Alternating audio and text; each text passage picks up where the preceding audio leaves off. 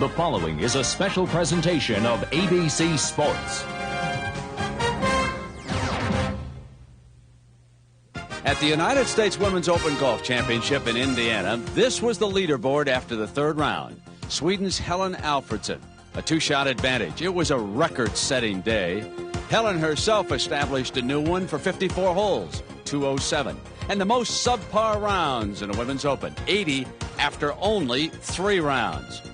Then last night, around midnight, a vicious storm hit in this area. Winds measured upwards of 70 miles an hour. Hospitality tents and chairs were tossed every which way. Trees snapped off, scoreboards down. The crew arrived at about 3 o'clock in the morning, worked through the night just to repair the damage and get Crooked Stick ready for play today in the final round. They were able to start play about an hour late. That's when they finally had restored all the damage and were able to go. In our weather forecast for the day, we have a 30% chance of showers later today. But the key stat there really is humidity at 82%. And, folks, it is oppressive. It is muggy out there for all the competitors in this, the final round. Now, Pat Bradley, one of the great champions pursuing Helen Alfredsson. This was at the second hole, her second shot. Hold your line, baby. Giving her a birdie opportunity on the par 4, which she cashed in. And then it was Helen Alfredsson, her second shot on the second. Kick right, kick right. Alongside the green, she was able to pitch back, and that gave her on the second hole an early test of the nerves. How would the putter hold up this for par?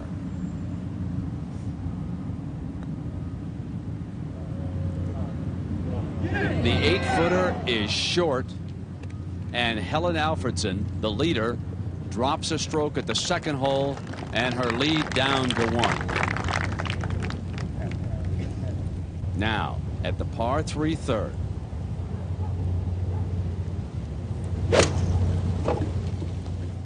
All week long, Alfredsson has been able to come back after a bogey. And this was an opportunity for the winner of the Dinah Shore to get the shot right back that she had dropped on the previous hole. But now, watch the nerves. Just not settled.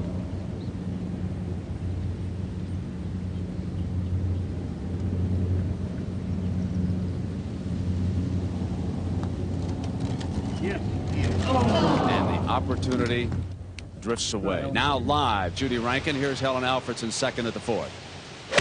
It's a 7-iron, 143 yards, wind coming from her left.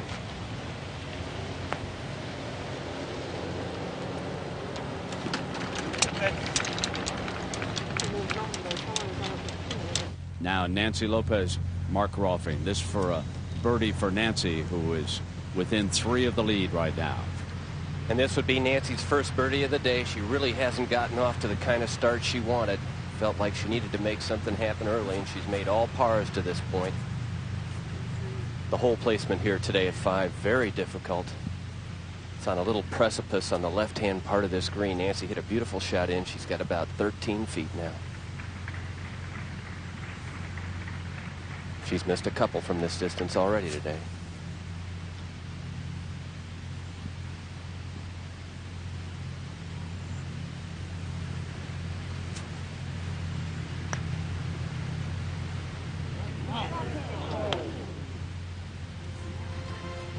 That's our situation. Alfredsson at 8 under is 1 up on Bradley, and Hirome Kobayashi of Japan, a winner on the LPGA a week ago. Donna Andrews is 6 under. Nancy Lopez at 5 under, along with Okamoto, and Chris Shetter with a pair of birdies on the front side already goes to 5 under par. Meg Mallon, Dina Makapane, Lori Merton, Patty Sheehan, Joanne Carner, Laura Davies, and Betsy King, all under par. This is what's at stake today. The most prestigious trophy in all of women's golf, the United States Women's Open Golf Championship. ABC Sports proudly presents a national championship of American golf conducted by the United States Golf Association. Welcome to final round coverage of the 1993 United States Women's Open Golf Championship. Pete Dye designed this beautiful golf course. The final 3 holes, the greatest test of the year for the women. Let's call them the diabolical final 3. This hole playing is the toughest on the course. That will continue today. The flagstick cut way back on the right-hand side brings that greenside bunker into play. From there overhead, we'll make the move up above to the par 3 17th. Note that bunker, 10 feet deep. Treacherous if you go inside. Then you walk across to the 18th tee, and that brings the water into play. You have got to stay clear of it. If you hit your tee shot too far to the left, you go down into a slight depression over there. You can't even see the green. And here the flagstick today on this closing hole, cut way back on the right-hand side. Now, to give you an idea, if you have to birdie, it's going to be very difficult on these closing 3 holes. There are the percentages so far. Note how much easier it is to score bogey or even double bogey on any of these last 3 holes. So far today, not one single birdie. Rhonda Glenn on 16, so it's going to be a great test. Good afternoon, everybody, with Rhonda Glenn, Steve Melnick, and our on-course commentators. I'm Brent Musburger. Rhonda, this is a glorious set. I must say, we really have to compliment the crew, the USGA officials, and especially the grounds crew that came out here last night, and our ABC television crew, Bert Painter and the group from Pittsburgh. They restored this beautiful shape. They did a great job, as well as the club members, many of whom came out, including the president of the club who was out shoveling dirt. So it's really been a group effort. Let's take a look at some of the players, Brent, and how well they're doing. We think really that some of the veterans with their experience in the Women's Open have somewhat of an edge. Now, Helen Alfredsson's best finish so far has been a tie for 13th, and she is showing a bit of nerves. Hiromi Kobayashi, also relatively inexperienced among the leaders of the Women's Open. But then Pat Bradley won it in 1981. Nancy Lopez and Ayako Okamoto both have runner-up finishes, so perhaps the edge would go to the veterans. Now, these are the groups that we'll be seeing today. Meg Mallon and Joanne Carner, 2 of the most popular players in women's golf, both former Women's Open champions. And another 2 former champions, Patty Sheehan and Laura Davies, also paired together. Laurie Merton has contended in a major championship this year, and Ayako Okamoto is a former runner-up in the Women's Open. And then Nancy Lopez, can she make her dream come true and finally win the one title she's not captured? Dina Amakapani, she's a rookie. Imagine being in her shoes. She's paired with Lopez in her first Women's Open as a professional. And then Donna Andrews, a young player who played so very well in this championship last year, paired with a former champion, Pat Bradley. And the leaders going into the final round, Hiromi Kobayashi, she has the momentum of a win last week, paired with Helen Alfredsson, the normally confident and aggressive player who has the pressure of the lead. And Steve Melnick, I guess they took a couple inches of rain in about 45 minutes last night. How does that change our conditions here? Well, Brent, I think what it does, obviously, it makes the course play so much longer and gives a huge advantage to the longer hitters on that first page of that leaderboard. If that's the case, you look for Lopez and Alfredsson to have a big advantage, particularly on the par 4s and reaching the par 5s and 2. Another thing, Brent, I don't see any player now coming from the back of the field and chasing leaders. I think the winner today will come among those first 5 or 6 names. And, Steve, we're joined by our on-course commentators. We've already heard from Judy Rankin and Mark Rolfing. Bob Rosberg is out there right now. He's with Pat Bradley, and, of course, helping us with the rulings here in the booth, as always, Frank Hannigan. Now, let's go out to the 4th. This was a little bit ago. This is for birdie.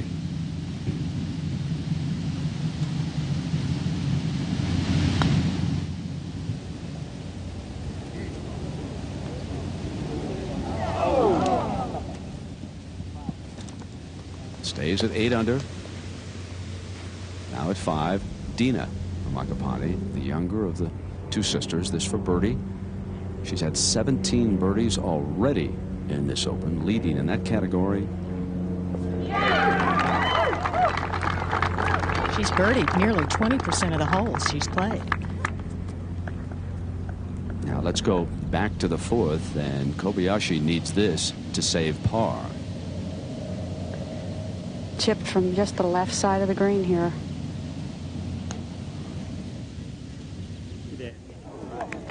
I say.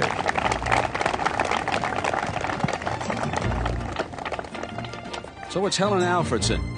She already has won the Nabisco Dinah Shore. Can she make it 2 majors in '93? We'll find out.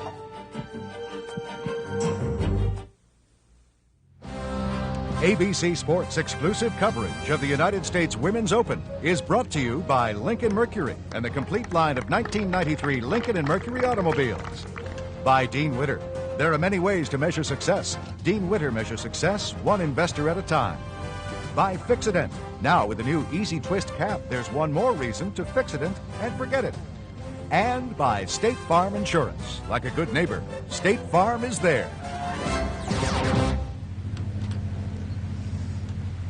Well, our cameramen are making quite an effort today because they were late in teeing off with the leaders. We were going to pick up our coverage in the 8th hole, but because the leaders are a little bit further back from that, especially our handheld cameramen have jumped back to help us out here. And let's see if Donna Andrews can pick up her first birdie of the day. 4 consecutive pars already.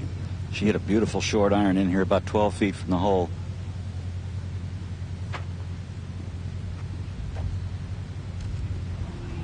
She has not had a particularly good putting week.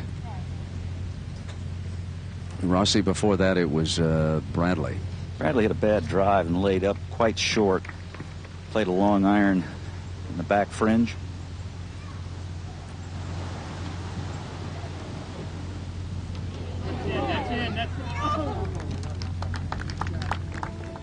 This is the 525-yard par 5, the longest one on this golf course for the women. Fairly straightforward off the tee, and then it narrows down in the area of the second shots because of the fairway bunkers.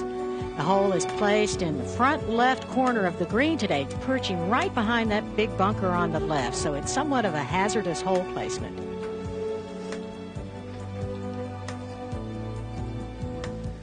Joanne Carner trying to get home in 2 here on the 9th. This has played the easiest of the par 5s this week.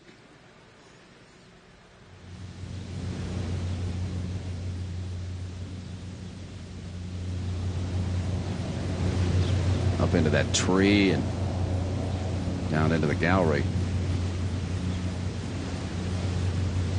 Give you an idea of how the various holes have played. There's the 9th, ranks the easiest, and then the 15th and the 5th par 5s. The hardest holes, 16th and 18th, we've already told you about, and there is the 8th, that par 4 with water alongside. Now it's 6, Dina Marcapani. This is for bogey. Dina hit her tee shot in the water here at number 6. And we'll have now a double bogey at best. This hole has been giving the players fits. It's the one where Jane Geddes took an 8 yesterday, 5 over par.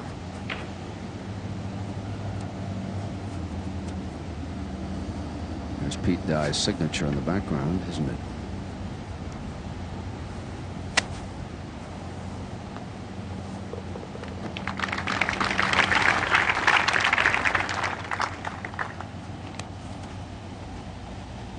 Now we go to the 9th hole and Joanne Carner's 3rd.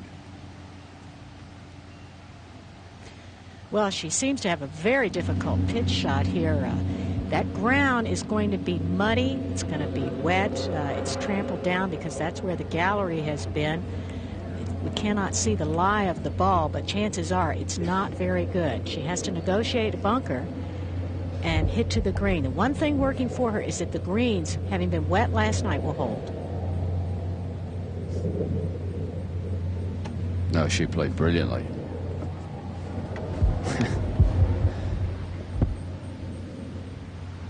Now Nancy Lopez is for birdie at the 6th. This is her 3rd birdie opportunity that we have seen here in the early going. She's played crooked stick exactly the way Pete Dye designed it to be played thus far. Driven it in every fairway, hit every green in regulation. That has yet to get a putt down.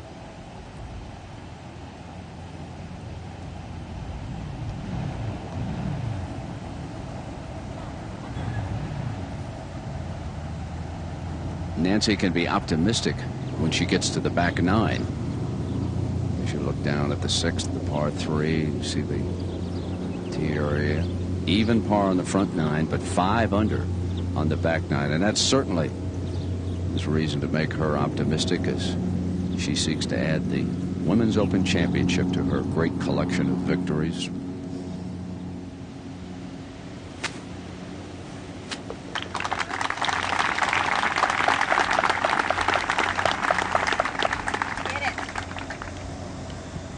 This is the signature hole of Crooked Stick, one of Pete Dye's best. A little 158-yard hole today with the hole placed on the back right, a very difficult hole position because see the water winding back around the back right side of the green. Water has caused problems for the players.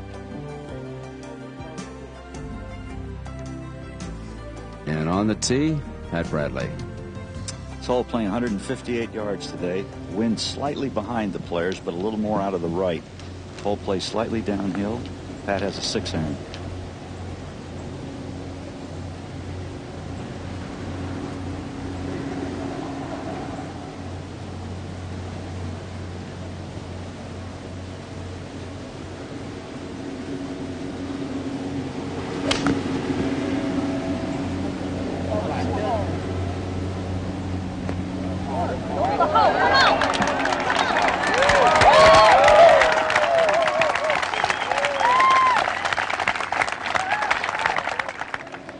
Now, the 5th, the 3rd shot for Kobayashi.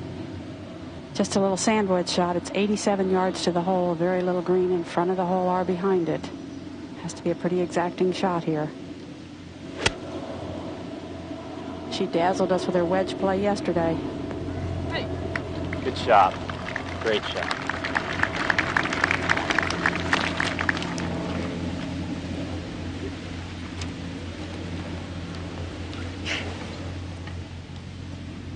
Helen Alfredsson hit her second in the right-hand rough. The two things you really want to avoid on your second shot here are sand and long grass, but she's put it in the rough pretty close to the green, a shot of under 60 yards, just a long pitch really. And a little slope in the green before she sees the hole will help her to do anything she wants with this shot. It should be easy to stop. She really started out today, and before the round started, very, very nervous. She had some bad luck this morning in her hotel room at 5:45. She got a wake-up call that was not hers. Not a good way to start. Donna Andrews on the tee at the 6th. She also has a 6-iron.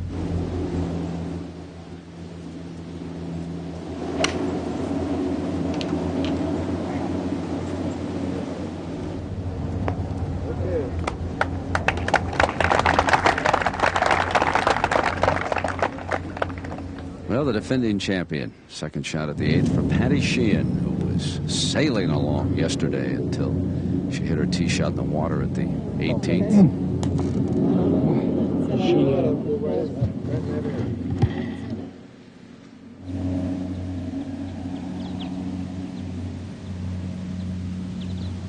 Now back to the 5th.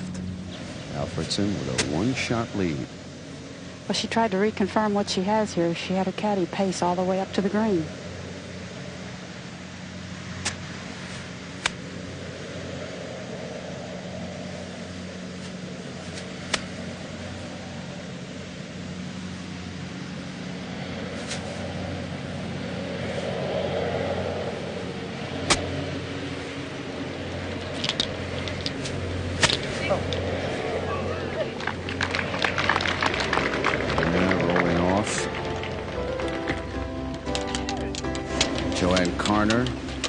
Birdied her hole up ahead at the 9th, and Pat Bradley has an opportunity to move into a tie. We'll continue.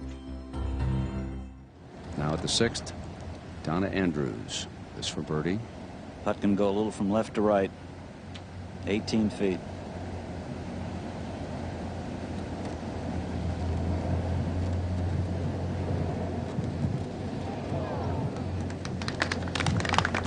At the 5th, Alfredsson for birdie.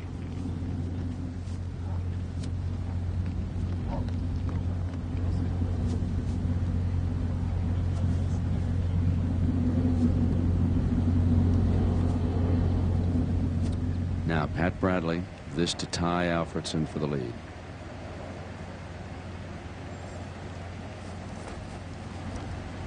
Oh, yes.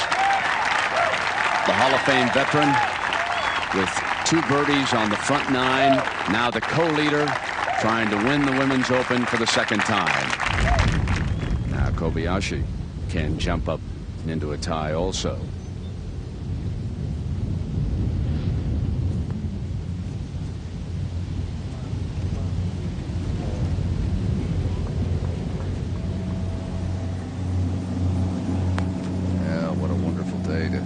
Out with your fellow foul. It was stormy for them last night too. They had to take shelter.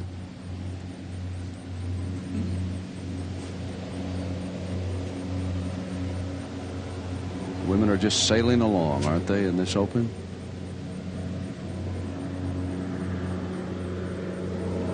Now we look down at the par 3 6th with our co-leader Helen Alfredson there with Hiromi Kobayashi of Japan. 158 yards today to the hole.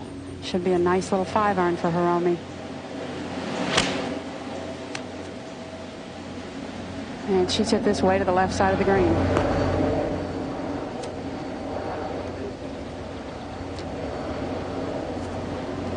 I thought it was a very big putt for her that she made for par back there at the 4th. Not only did it record a par, but mentally it had to be a big boost to make a tough par like that early in the day. Now Helen probably just 6-iron here. I think if she settles herself down, she'll be all right. She's very hard on herself. She likes precision, and yet she's somewhat of an unpredictable player. Try to put all those things together.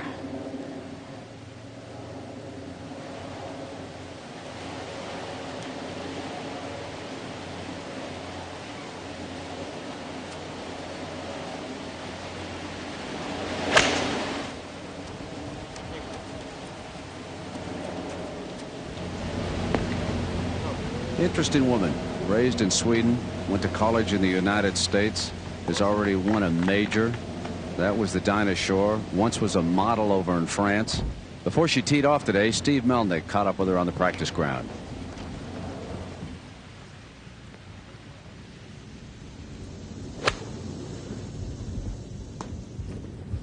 Helen, you are much more erect at address than most women we're seeing playing this week. Any reason you stand so much taller to the ball? I think everything is because I have pretty long legs, and you can't bend them too much. And if I'm too much over the ball, it's hard to turn. So I think that just my natural thing makes me do that. Now, as you play today, obviously there's a lot at stake. Do you have a certain routine that you plan to stay in, either a key word or a key thought, as you prepare to hit every shot? No, not as more than normal. You know, just trying to find a good line and good comfortable position and hit it.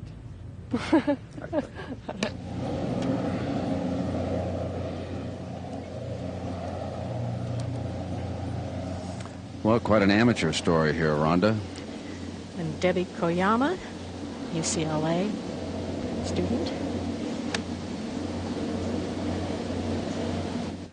She has already birdied 2 of the 3 holes she's played on the back 9. She also birdied the 3rd, but there were 3 bogeys up front also.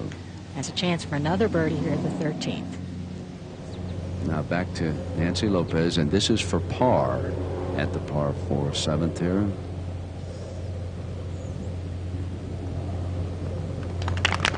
So it was much more than a tap in, was it? Stays at 5 under. She has played the front side so far in level par.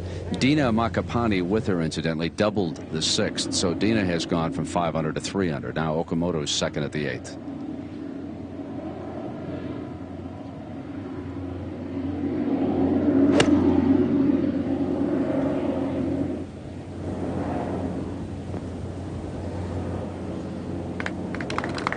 Like Nancy Lopez, all pars on the front side so far.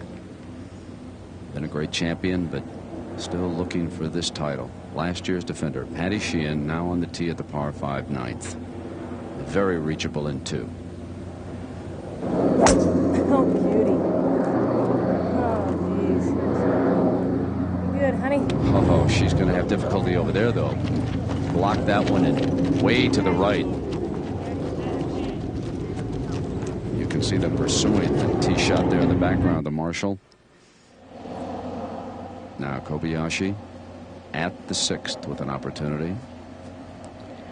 One of the flatter greens here at Crooked Stick, but this is ever so slightly downhill.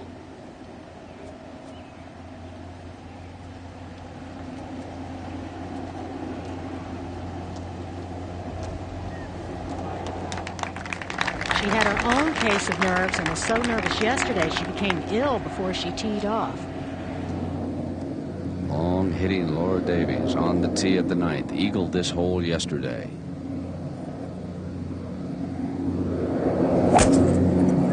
She's the longest hitters in this competition. Yeah, we want to give you an idea, although that one was not too straight. So both Sheehan, although Patty blocked hers to the right, Laura pulled hers to the left. Just to give you an idea of how far some of these women are hitting the ball here this week. Compare the driving averages on the holes that have been measured by the USGA here this week at Crooked Stick with Jack Nicklaus. He, of course, won the Senior Open at Cherry Hills. Lee Janzen at Baltusrol. Pretty impressive stuff. We'll come back to that now. Helen Alfredsson for birdie at the 6th.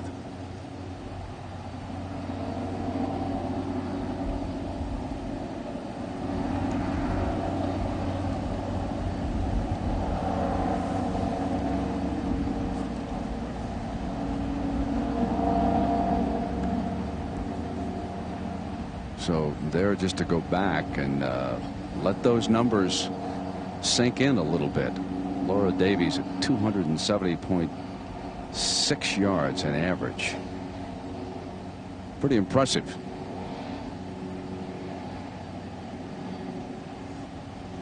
Alfredsson, Judy, just can't get that putter steady, can she? I think even though they worked on the greens very hard, they're just a little bit slower, and everybody's kind of struggling to get the speed right.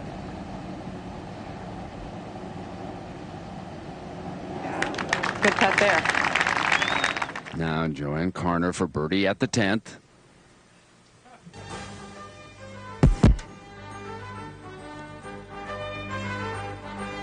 "54 years old, and she's been in contention all week long."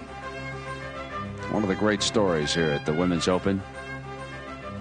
And here, when you arrive at Crooked Stick, you can pull up right to the clubhouse. That's kind of interesting. How did it get its name? Pete Dye, the architect, was out walking the course before it opened, found a crooked stick, and he was hitting stones. And thus, Crooked Stick Golf Club. And we'll be back with more for the 1993 Women's Open after this message and a word from our ABC stations.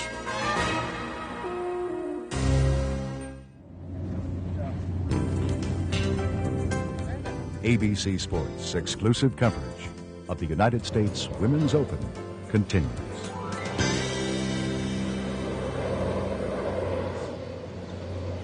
Back at the Women's Open, this the par 4 8th, and Rhonda, here's Lori Merton. Well, this is a long putt for a birdie on a hole that has troubled many players. It's a short hole. Oh, wow. What a read. 349 yards, yet there haven't been many birdies because it has so much trouble on it. Does coax a smile. Donna Andrews at the 7th. Our situation, Bradley and Alfredsson tied at 8 under. And Donna backs away. Interesting to note Pat Bradley at 8 under. The only other time that Pat has been that far under par in a women's U.S. Open was when she won the championship back in 1981. She finished at 9 under. Donna Andrews putting from 30 feet up the hill.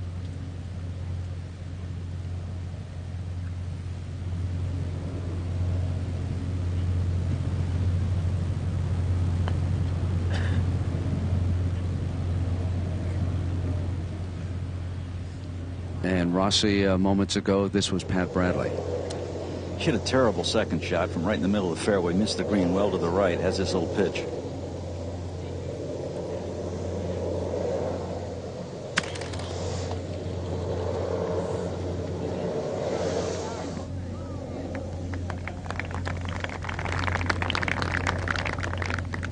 At the 8th, Nancy Lopez in trouble, Mark. She's going to play her second shot sideways. She drove the ball into the hazard, but not actually in the water, and all she could do was pitch it out. That's a par 4. Now, Pat Bradley needing this to save par.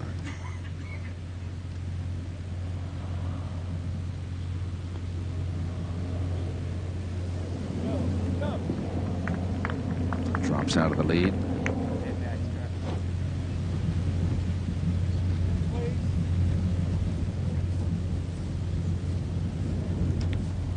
At the 9th, Patty Sheehan, who pitched back up to the fairway. This is her third shot on the par 5.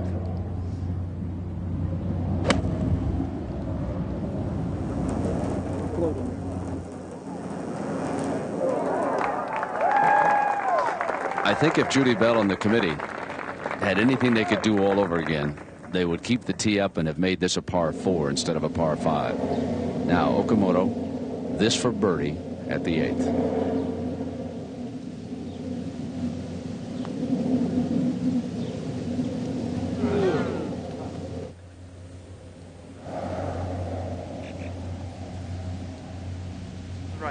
Helen Alfredsson back in the lead.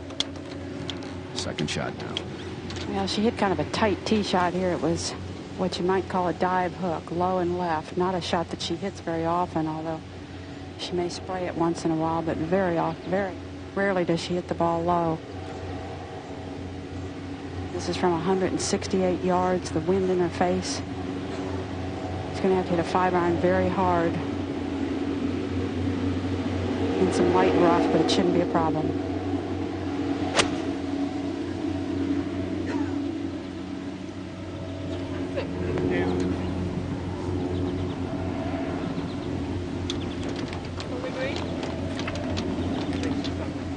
Now Makapani's second shot at the 8th. Coming off a bogey back at the 7th, which followed the double at 6.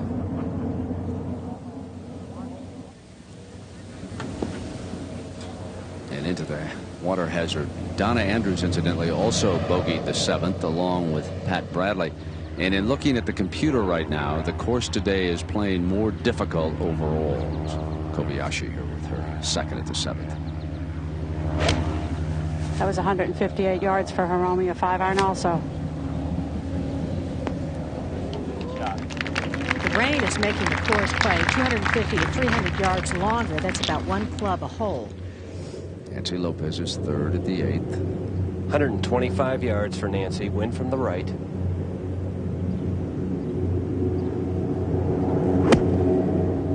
Oh my, she's hit this one fat.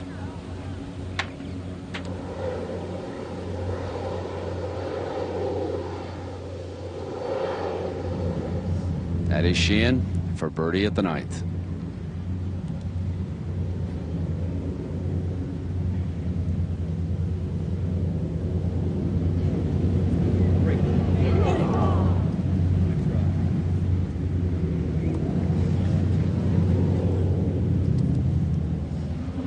Back to Nancy Lopez. Somewhat ironic, Nancy is now playing her 5th shot from about 20 feet from where she played her second shot. She's had no luck on this 8th hole at all. She bogeyed it on Thursday, double bogeyed it yesterday. Looking at least a double bogey here today.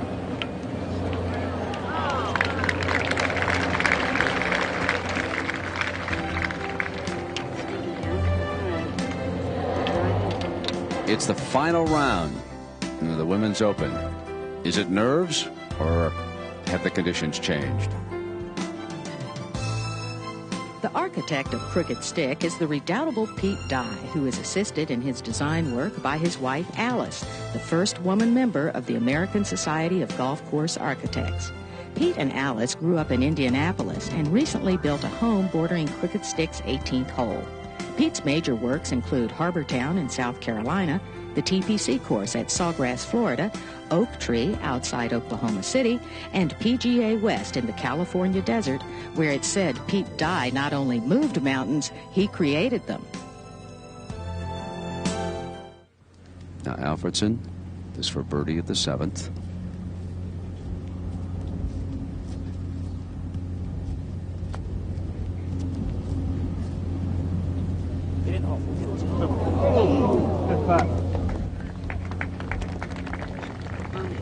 Double bogey at the 8th, Nancy Lopez. Well, if there is such a thing as a good double bogey, this would be it right here. That shot Nancy Lopez just hit into the water. There's probably the worst shot I've ever seen her hit. She hasn't made any of these for birdie. Maybe she can make one now.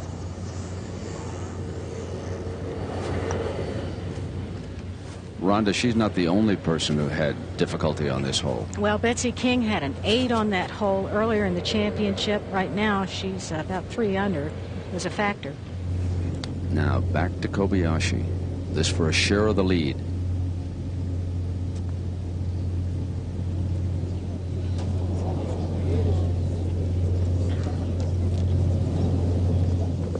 Second shot on the 9th hole now. Lori Merton at 5 under.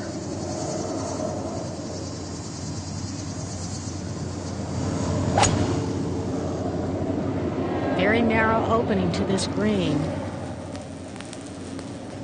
And like Joanne Carner, she's hit into the trees.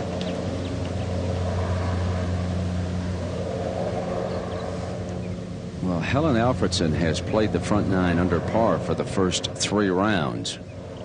And that's how she's able to maintain this lead. She also has been able to deal with the closing 3 holes. And right now she holds a 1-shot advantage. Michelle McGann. Nice to see her coming back with a couple of birdies today after her struggles of yesterday. And Nancy Lopez dips to 2 under and falls out of contention, at least for the time being. Dottie Mockery through 15 at even par.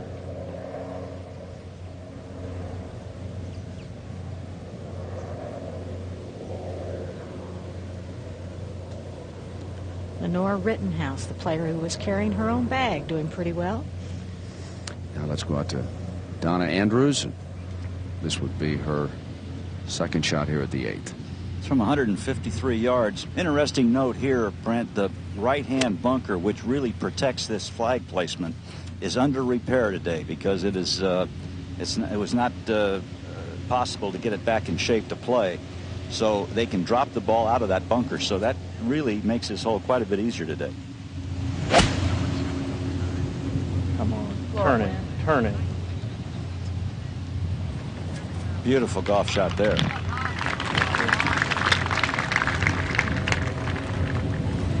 This has been a key hole in this championship. Nancy Lopez having terrible trouble with it. 349 yards makes it a short hole, but look at all the water all the way down the left side. Most of the players play right to left shots. They hit a draw, and that water certainly has come into play.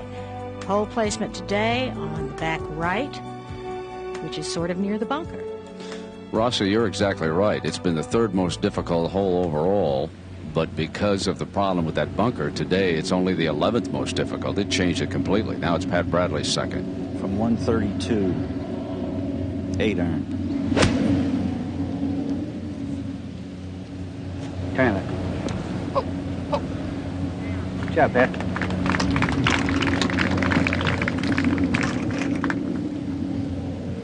Third shot from Merton at the par 5 9th. See if she can do what Joanne Carner did with her 3rd.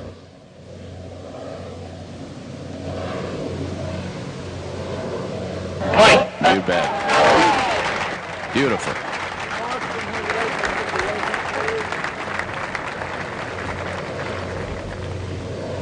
Kobayashi on the tee at the 8th.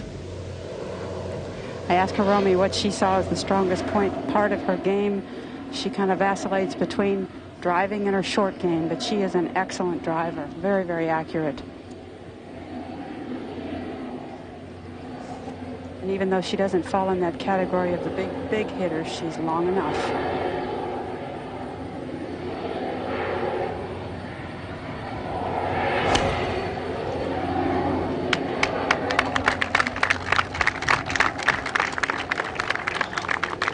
That's just perfect. Dead center of the fairway.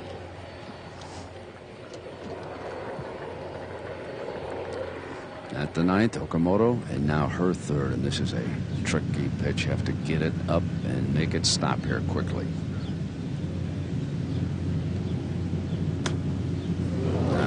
Just no chance from down there. Probably even better off in that bunker than that area that took on all the water last night from where she was. Wet grass, very hard to hit from. Now Alfredsson at the eighth. There's a tall tree in the right rough, right where the hole dog legs left. It's a perfect line from the tee.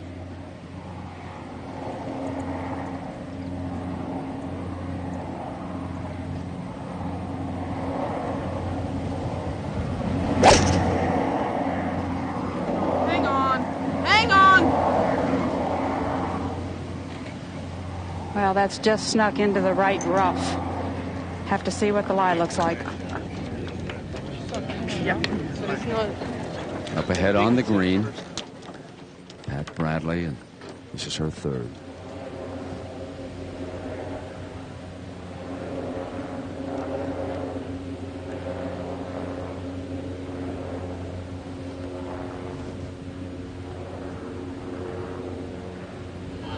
Yes, oh, just breaking away at the final instant.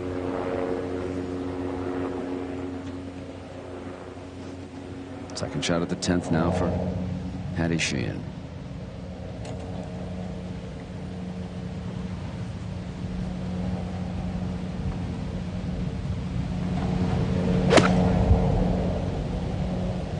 That is a beauty. Well, she was being sarcastic because the hole is way on the other side of the green. She's going to have a long putt. Now Nancy Lopez. Chance for an eagle here for Nancy.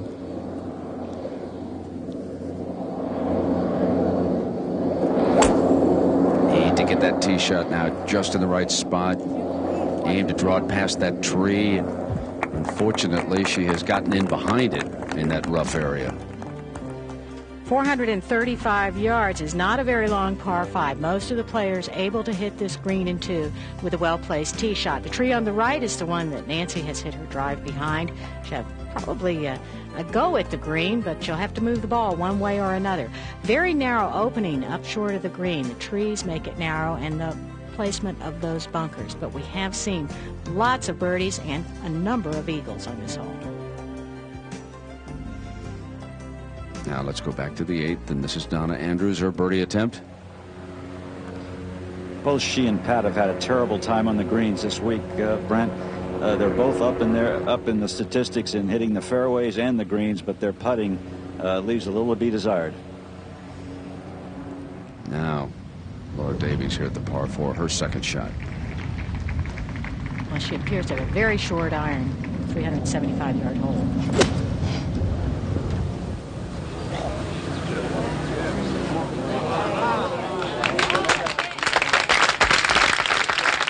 Laura, who prides herself on her shot-making ability, has had no instruction in another good one. Donna Andrews finished up her par at the 8th.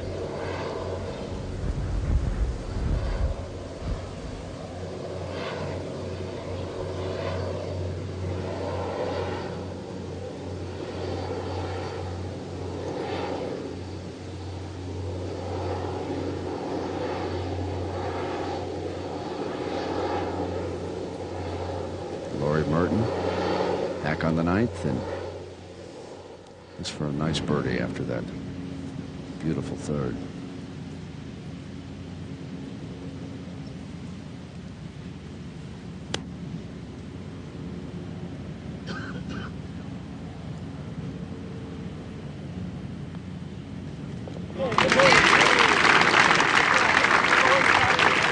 Yeah, sailing along, isn't she? There have been more eagles than bogeys on the 9th throughout this competition, especially yesterday when we measured that in the 3rd round. And now Kobayashi, this is her second at the par 4 8th. 141 yards, a good angle for this hole placement today. 7 iron.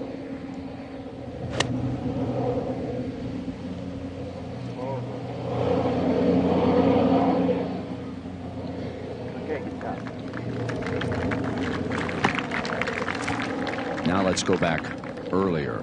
Remember the problem that Okamoto had here on the 9th, this to save par.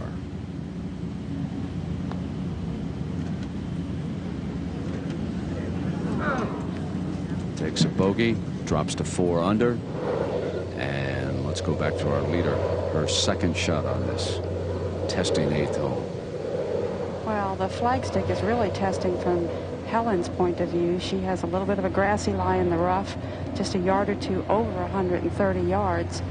But she has to play a pretty nifty little shot here to fit the ball in by the hole.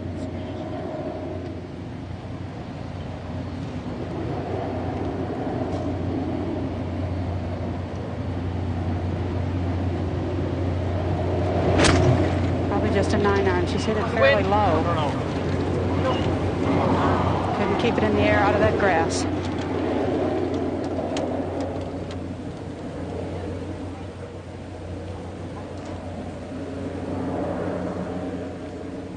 At the 9th, Nancy's second. She's going to try and hit a low hook around the tree here from 190 yards.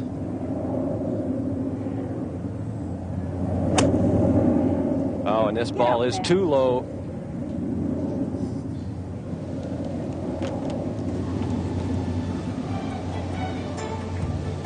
Helen Alfredsson of Sweden is the leader. Bradley and Kobayashi a stroke behind. Merton 2 out of the lead. Crooked Stick is where the extraordinary legend of John Daly was born in 1991 at the PGA Championship. Daly, then a tour rookie, was an alternate who got in at the last minute when Nick Price withdrew. Daly drove all night to get to Crooked Stick, which he had never seen, in time for the first round. Daly opened with a 69 and never looked back. By Sunday, Daly's colossal drives were the talk of the golf world, and the young man was an instant hero.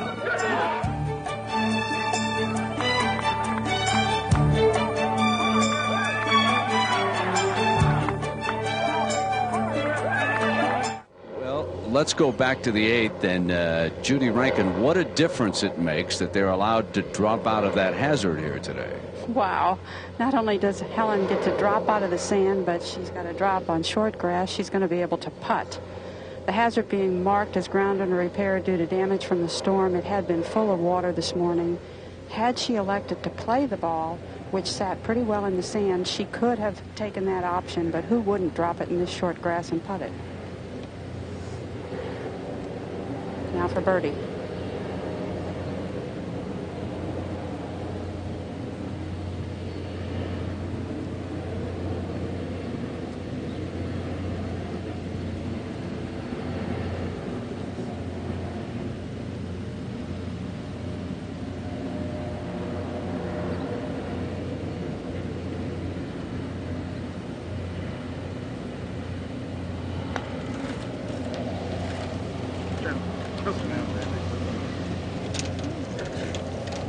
She hit that putter a little too hard, didn't she, from there, Judy?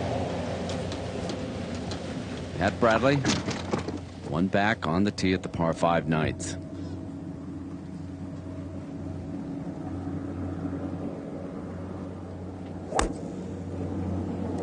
And this is a beautiful drive up the left-hand side, just perfect. Yeah, she'll have a go at it from there.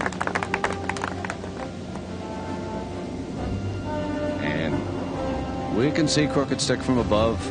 The Goodyear blimp, certainly one of America's most recognizable symbols. ABC has enjoyed it here this weekend at the U.S. Women's Open.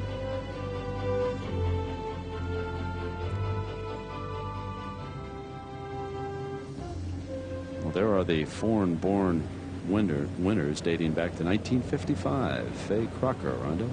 And Catherine Lacoste in 1967 was an amateur, the only amateur to win the Women's Open.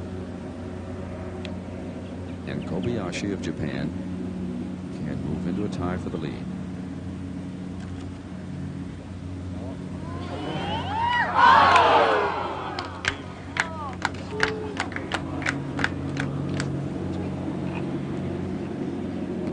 Nice player, isn't she? Hiromi just goes on about her business.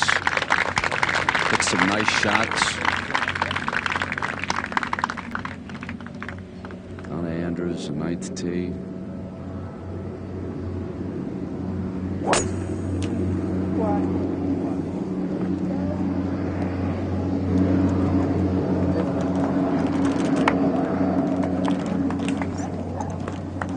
Judy, back at the 8th, were you surprised at Helen's club selection there, since she struggled just a bit with her putter here this week? I think you have to take that shot by shot and kind of go with what feels right to you. It's hard for somebody else to call that. Drops a shot. I do know that you cannot have a break like that and not take advantage of it. It really hurts. So despite the break, she drops a shot, and now Pat Bradley will try to capitalize here. Very reachable, the 9th. That was from 180 yards into the breeze. It's going right. Come on, come on. Stayed above that bunker. And Lori Merton very much in pursuit. Lori's hit a beautiful tee shot here, and now the second shot.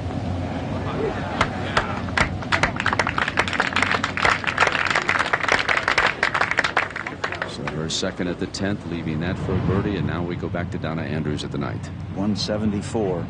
Not too good an angle.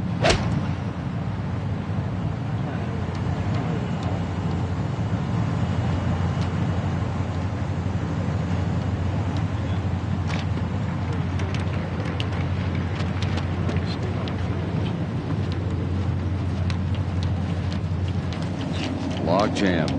Helen Alfredsson. Bogeys the 8th hole. Her second bogey on the front 9. She also bogeyed the second hole. So the rush is on here. At one time, people were saying that the winner would have double digits under par, but this is the final round of an Open. And for every stroke that the leaders drop, it brings in the 4 under pars and the 3 under pars. You might have a chance. Michelle McGann back to 3 under. She was at 4 under, lost one at the 12th. And now Michelle McGann with another birdie at 13. She's only 3 out of the lead, and everyone has to pull for her to make a late run here. Now let's go down to the tee at the par 5 9th.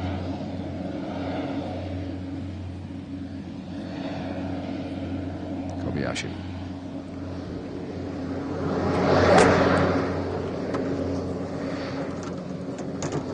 Drive moving right towards the tree in the fairway. The right side of the fairway should be good. One eagle on this hole today, 27 birdies and only 6 bogeys. Alfredsson's next. Well, I reiterate, she was nervous before she teed off. I believe she still is. She's questioning a lot of her decisions, backs off of clubs, rechecks the yardage, backs away from the ball after she's set up to it. I think if she could calm down, she may put her game together, but she's got to relax. Okay.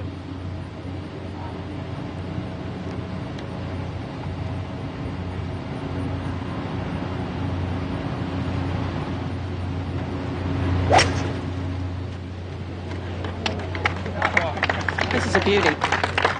For 3 rounds, this has been the easiest hole on the course. Only the first day, when the flagstick was moved up front on the 15th, did a hole play easier than the 9th.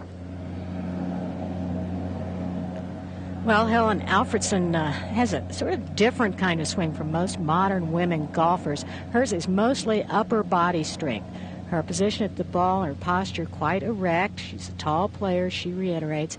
Takes it back in a nice long stretch there. Good turn. Club is parallel at the top. And she does drive through with that right side. Her swing has a little bit more movement than most of the good swingers today, but it's effective. And up above, Pat Bradley needs to pitch this one down.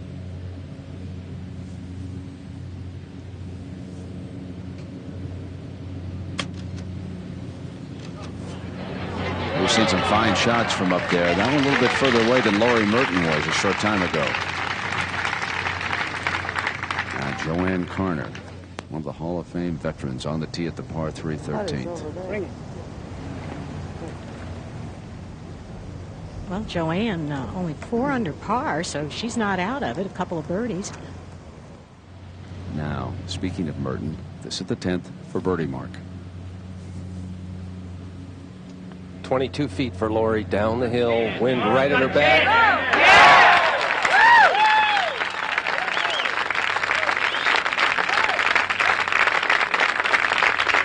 So one of our leaders, Lori Merton, who is up ahead and putting together the best round of the day so far. That's her 3rd straight birdie. 8, 9, and 10. She also birdied the 2nd and bogeyed the 3rd, and now a 4-way log jam. Now Donna Andrews can go tied. There's already been 1 eagle at the 9th today. Coming down the hill.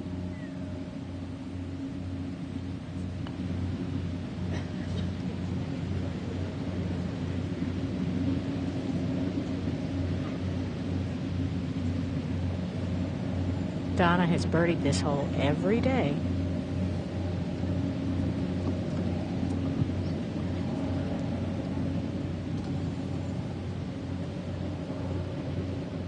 Now Patty Sheehan. She'd love to join this chase, wouldn't she? 3rd shot here at the par 5 11th. She's going to have to make lots of birdies coming in on this difficult closing hole. She's running out of holes.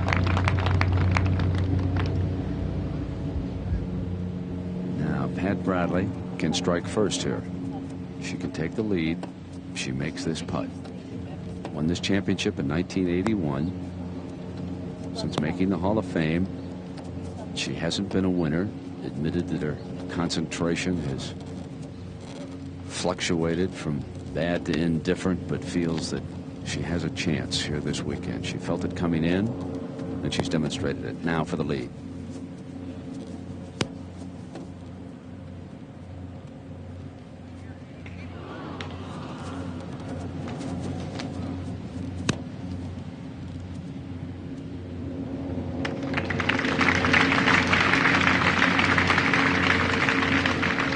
Probably feels like a bogey to Pat when you don't birdie the 9th today.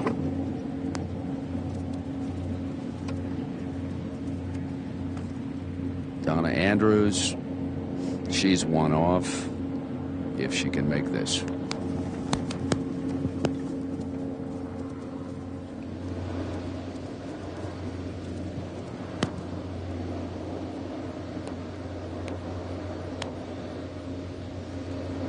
Rossi pointed out that putting has not been the strength of her game today.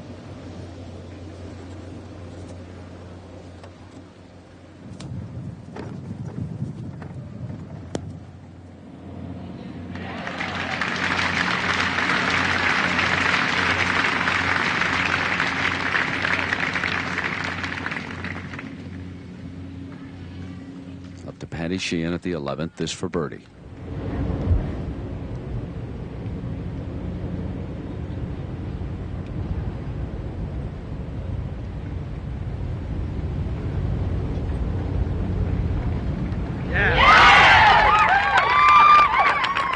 To within 3 of the lead and not finished yet. Kobayashi's 2nd at the 9th. Well, she went with a 3-iron. It's 185 yards. She had to be trying to run that ball in, and now she's left herself in a very deep spot. Helen Alfredsson put the ball in the ideal position on a little slight upslope, 171 yards to the hole. She hit a 4-iron here yesterday, very close to the hole. This may very well be 5-iron.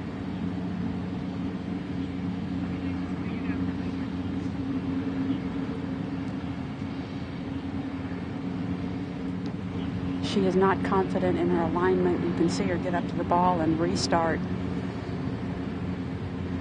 A good 9th hole here, though, could kind of turn around the whole front 9.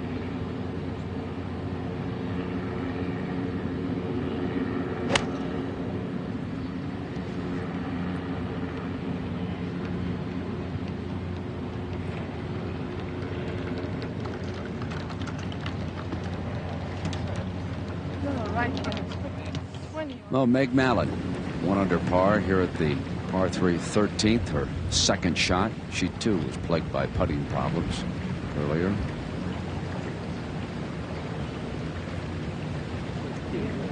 Nicely done. Don't have to putt when you can chip in. Well, Michelle McGann with that birdie at 13. She's now at 4 under. One of the 4 founders of Cricket Stick in 1964 was Eugene S. Pulliam, a first-rate amateur golfer who served with great distinction on the USGA Executive Committee and is the publisher of the local newspaper, the Indianapolis News. Good golf runs in the family genes. Mr. Pulliam's sister had a son who turned out to be a pretty good golfer. He is Dan Quayle, the former vice president who grew up in Huntington, Indiana, about 100 miles north of here. Dan Quayle recently became a member of this Cricket Stick course. His handicap index, 4.5. The Goodyear Tire and Rubber Company has assigned its blimp Spirit to cover this U.S. Women's Open. The Goodyear blimp and pilot Mark Kynett are smoothly floating overhead. Not so smooth for our leaders here today as we take a look. And right now, Steve Melnick, as we bring you in, it's even money that tomorrow we'll have an 18-hole playoff here. Well, we had one last year, Brent. This is a young lady who could break out of it with this long putt for eagle here at the 9th. Well, if she doesn't make eagle, I think 2 putts here is critical to her mental state of mind.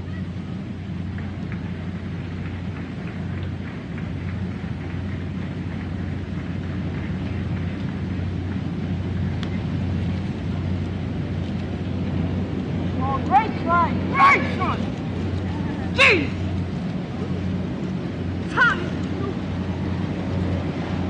Judy, I see a total absence of routine by this young lady. She can't get set. She can't get started.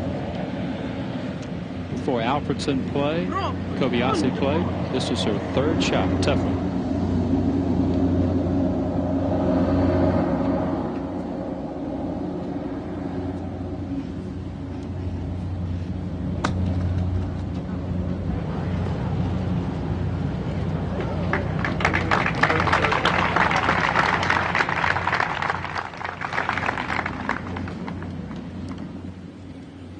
Bradley, her tee shot at 10.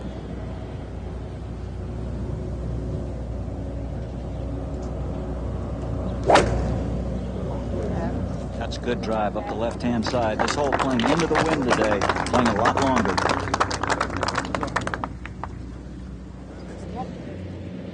Model of consistency, Kobayashi for her first birdie of the day.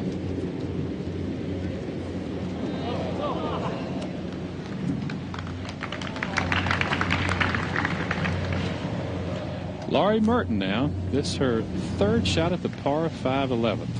192 yards, a real long 3rd shot. Oh, how about a little right? Oh, how about a little right? That will not be a good spot there.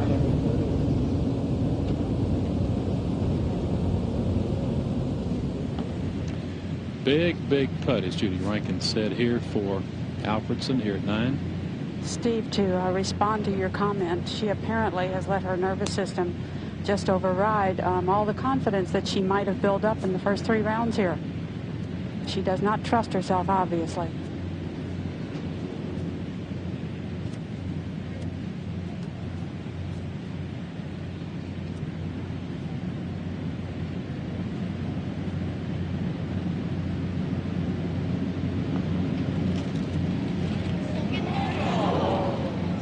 Very tentative with her putting stroke.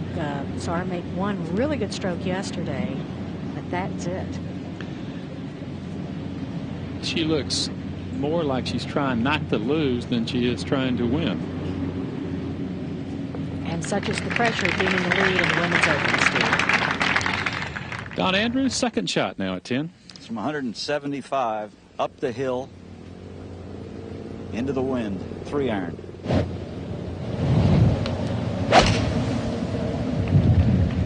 Work in a bit. Work in.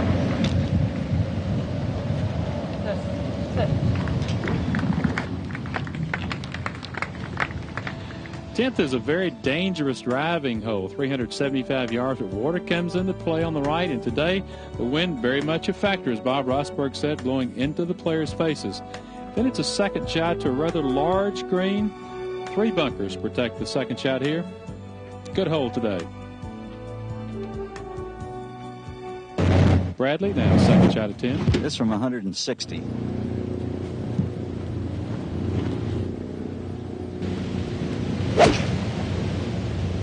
This is a nice looking golf shot here.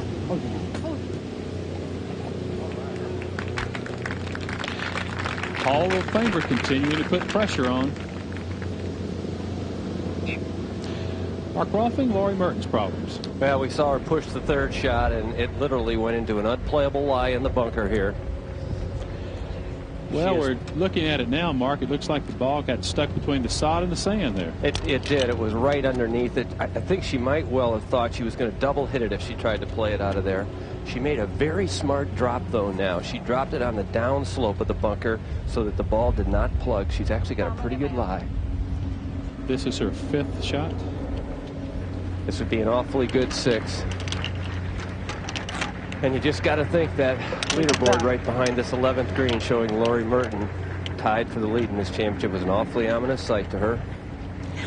She was runner-up in the LPGA, the last major.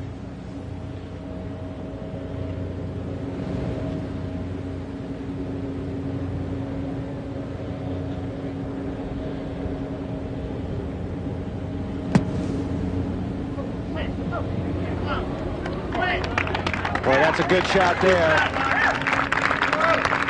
And out of wet sand, too. Pretty heady play, as Mark said.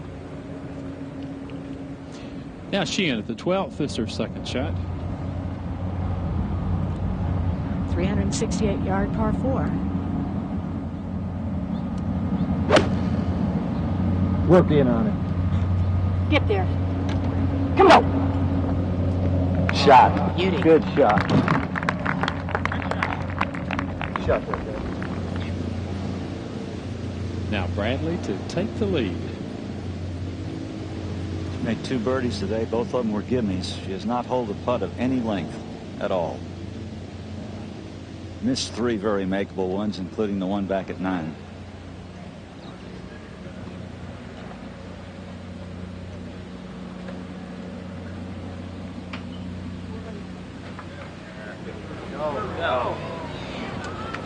Bob, it does appear that the greens have slowed up a bit.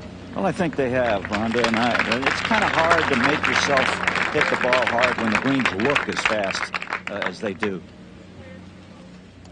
Now Sheehan to convert that pretty good iron at the par 4 12th. If she makes it, she's only 2 strokes out of the lead. Remember her 18th hole yesterday, Rhonda? Oh, the 7th. I've seen a lot of big numbers this week. Geddes and King taking 8 at the 8th hole. Now Donna Andrews putted before Pat Bradley. This is her bid for birdie.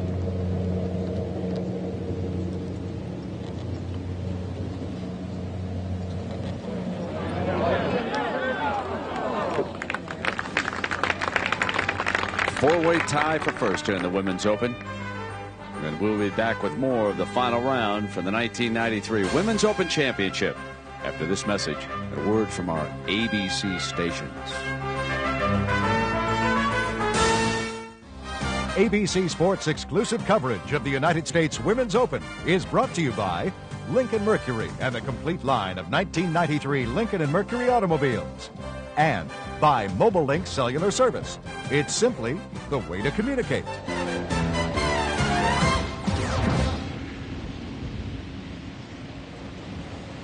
Well, Steve, we are back with our last group here. Second shots on 10. The hole cut way in the back of the green makes this a pretty long second, 172 yards. And the biggest wind of the week is in her face.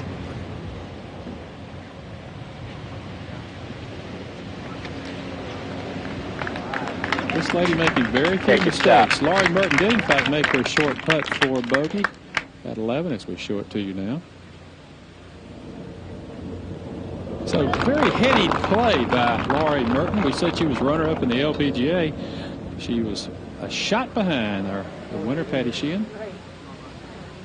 And Helen Alfredsson. Judy, what's the difference these two players off the tee in terms of driving distance? Well, it can be as little as 5 or 6 yards, or I have seen it where it's as much as 25 yards. So I think it just depends on how Helen tags it. I would certainly call her roaming go longer than average.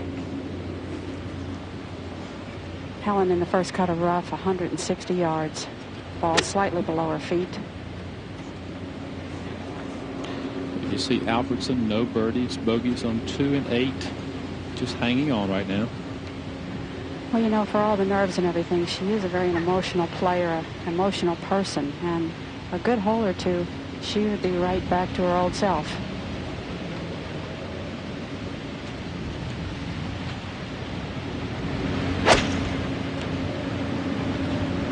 Get back there. Get back there. Get back there. Good shot.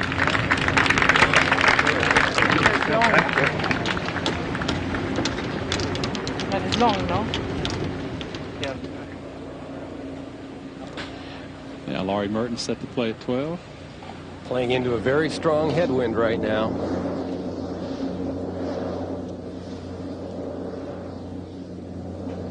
This is a good golf swing.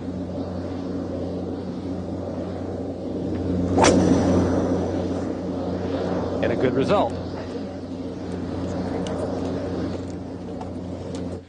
Laurie, normally a pretty happy-go-lucky person on the golf course, and I think the experience in contending in a major really helped her. Nancy Lopez trying to make something happen. This is her third shot at 11. 11th hole, par 5.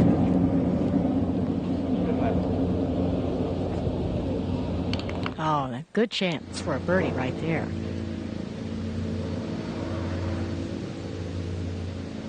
Joanne Carter not out of it. This was moments ago. Her third shot at the par 4 14th, just 3 back. Very good with these little pitches and chips. Experience pays off.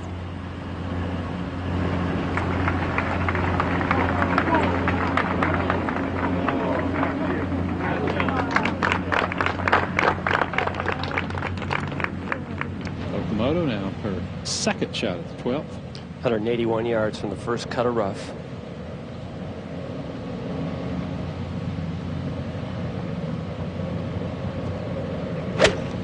Ayako has really driven the ball pretty poorly today thus far. Get up. Get close. Right. Good swing.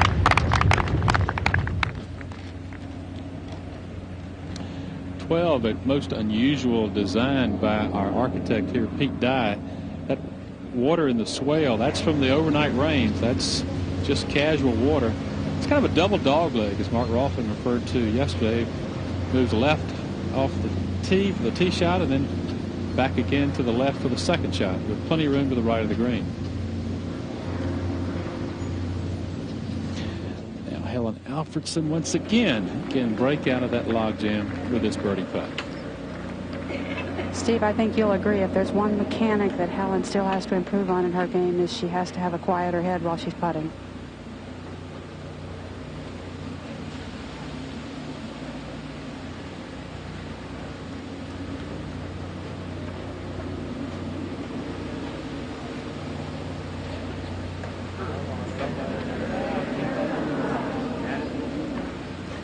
Judy, she looks very anxious today on every shot.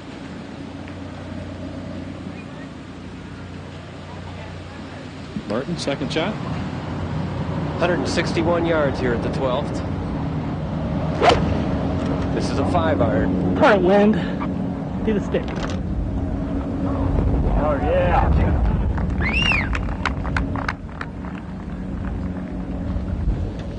Lopez now for birdie. Rhonda? Well, as you said, she needs to get something going. She also is running out of holes. She's 5 strokes behind.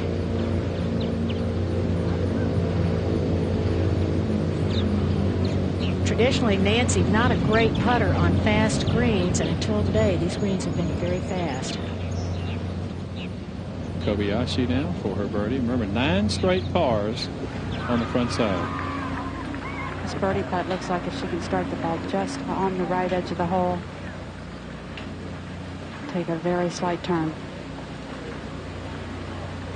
9 holes, 9 pars. Can she break it here?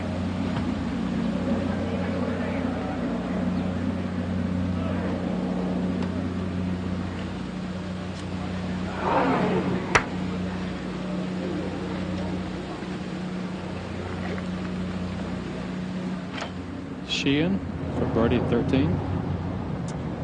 This is the par 3. Little short hole. She had a short iron in here. Patty will not give up until the last hole.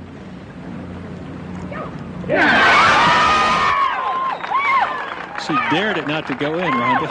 And she's only 2 strokes off the lead despite finishing with triple bogey yesterday. What might have been.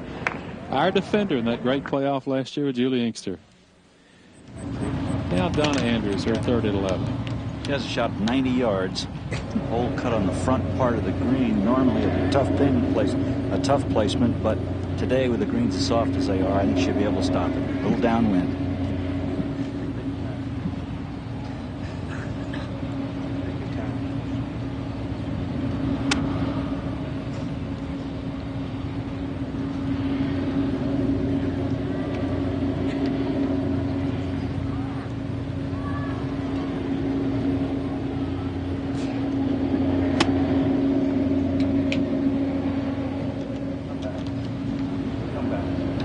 Too happy with that one. Before Donna Andrews played, it was Pat Bradley. Bradley from 102 yards.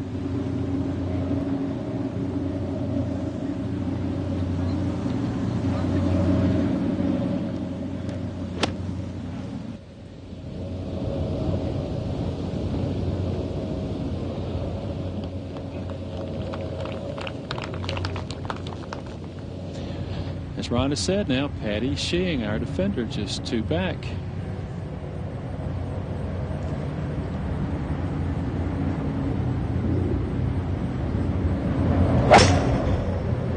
Beauty. Great job. Good job there. This is the dog leg to the left on par 4. Laurie Merton now can tie with this birdie putt.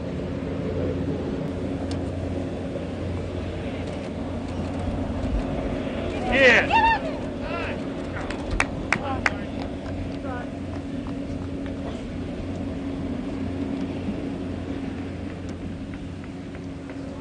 Well, this is the final round of the U.S. Women's Open Championship here in Indiana. A 3-way tie for first, and still up ahead, the most challenging final 3 holes that these great women will face this year. To give you an idea, Beth Daniel, a short time ago, recorded a 10 on the 18th.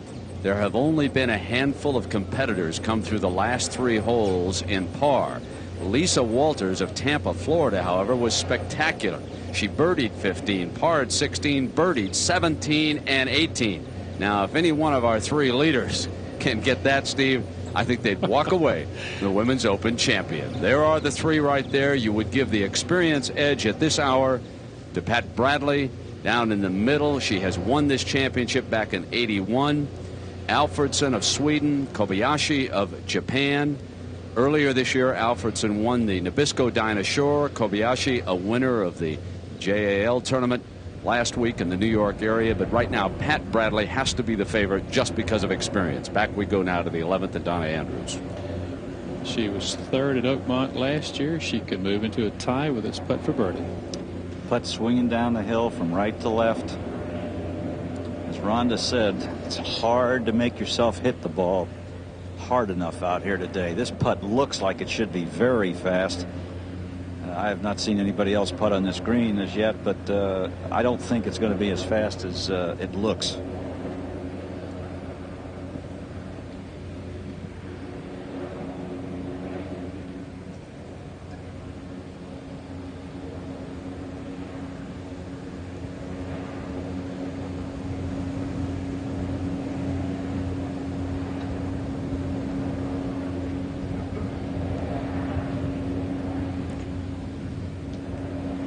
Well, then, too, you don't want to go slamming the ball by the hole and having 3 putts and putting yourself out of contention. You have to be very careful on those long ones. And Donna learned that at Oakmont last year when she played so very well. Interesting sidebar to Pat Bradley. She won this championship at age 31. Should she win today, she would be the oldest winner ever of the United States Women's Open. Pat saying that the only thing that can match the thrill of going into the LPGA Hall of Fame is winning the Women's Open.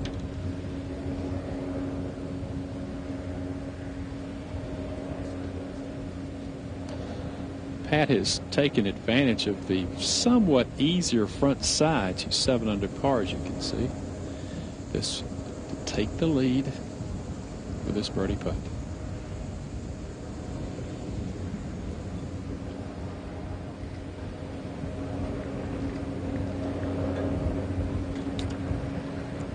Rossi, not very good looking strokes here. Well, as I said earlier, Steve, they've had trouble all week, both these women, but this, that putt was really a bad effort there. Now Okamoto, tee shot, 13. 116 yards, wind kind of swirling. Sometimes you feel like it's India here. Sometimes you feel like it's behind you.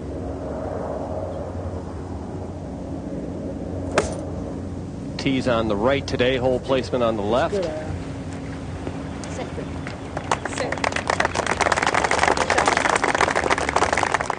Bradley for par. Ooh. Fairly important putt, I'd say there, Steve. You don't want a 3-putt at this point in the game. She's worked so hard to get back into the lead. Al Merton next to play at 13. You know, I was really quite impressed with the composure Lori Merton had back there at the 11th. They just play 105 yards. It's 114 downwind. No? Her caddy's telling her the wind's behind her.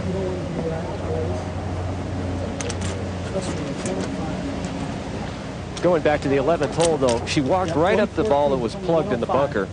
Never thought about playing it. Okay, trust me.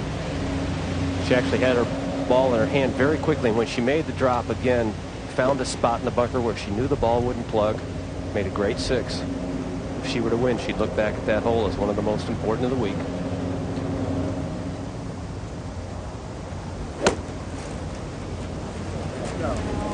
Wind. Donna Andrews did in fact tap in for her par at the 11th. It's 6 under par. She's just 1 out of the lead.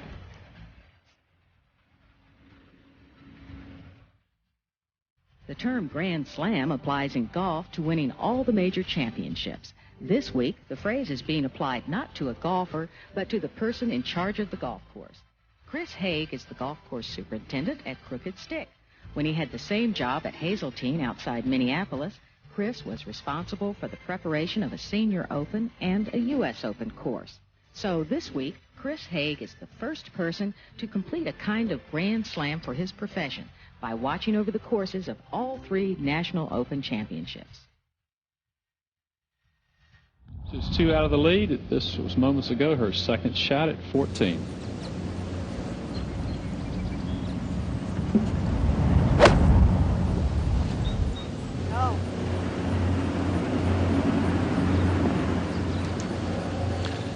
Not exactly a birdie effort here at 14. 2 putts would be very good on this long par 4.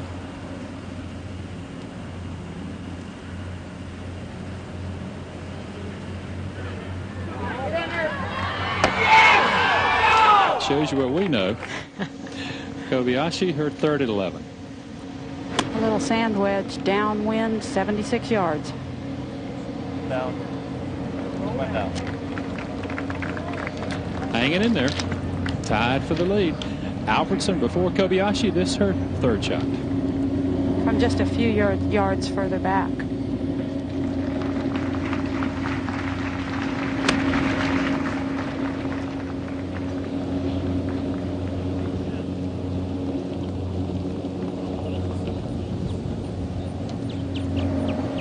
Donna Andrews, second shot now at 12. 163 yards, slightly uphill into the breeze.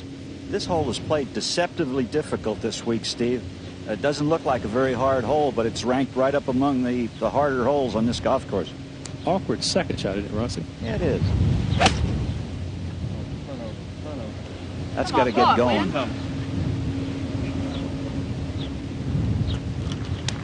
Right on the flag, but about 35 feet short.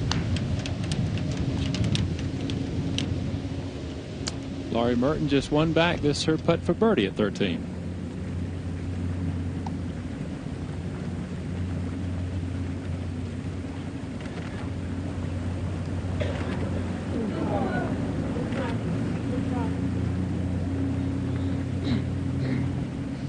Bradley, second shot now, 12. 145 from right in the middle of the fairway.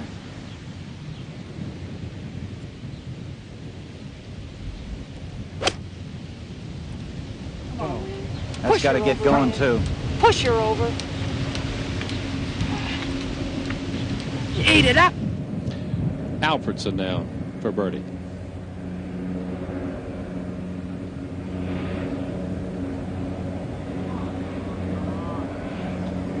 Short again.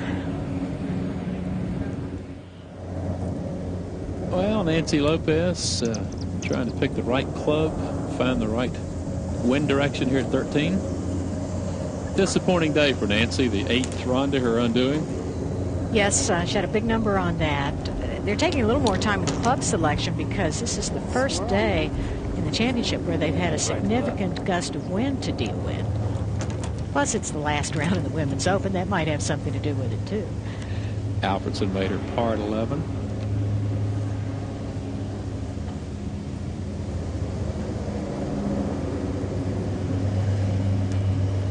Nancy was trying to be patient this week. Quiet was her word of the week. Wanted so much to win this.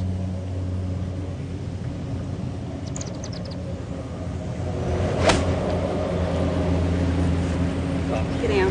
Get down. Get down.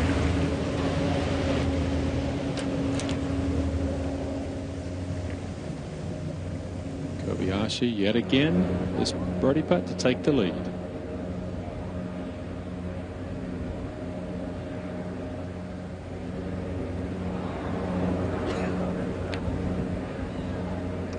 She's played an error-free round. As Judy said, the par putt at 4, maybe the big shot of the day for her. It kept her on even keel. She's played amazingly well on par 5. So this is a young lady who this week is only averaging 217 yards off the tee, and yet she's 8 under par on par 5s. Tells you something about her short game. This pre-shot routine here, every putt she takes a good look at before she puts the ball down. Apparently she's able to see the line better. Maybe Helen Alfredson should watch. You know, Steve, I was wondering coming up 11, when you're having kind of a rough day and you're playing with someone who is as methodical as Kobayashi and sort of mistake-free, as you put it, that can sometimes wear a little on you in the final round of a championship.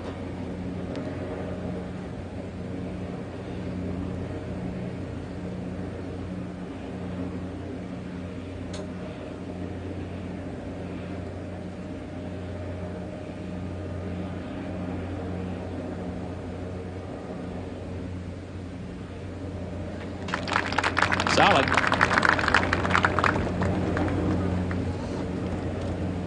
Bradley for birdie now at 12. It's from 35 feet up the hill.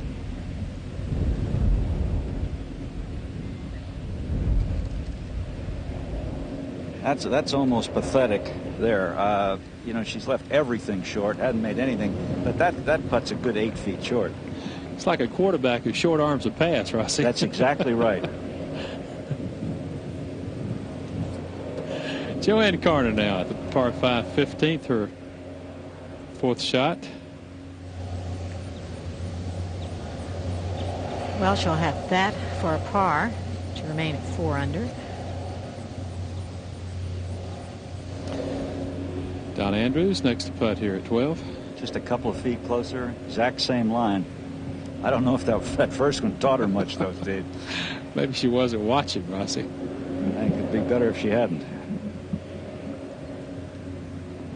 And yet Bradley's 1 under for a round. Andrews even par through her first 11 holes. Only Betsy King today, who recently finished with a 69, has done anything today.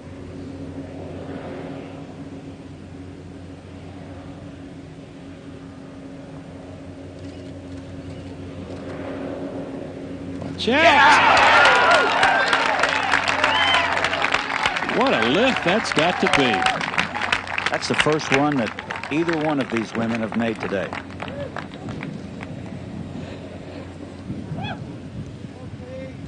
We have seen so few putts Rhonda Glenn made here all week. This is one of the long ones. Well, she has really made a nice stroke at this ball, but she's been very poised today, just as she was last year.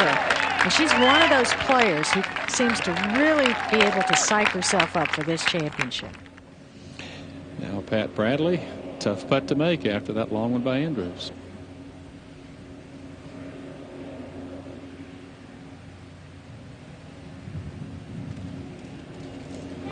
Good solid stroke there. Helen Alfredsson tee shot at 12. Good tee ball here. A big wind has come up and it's in the player's face at 12.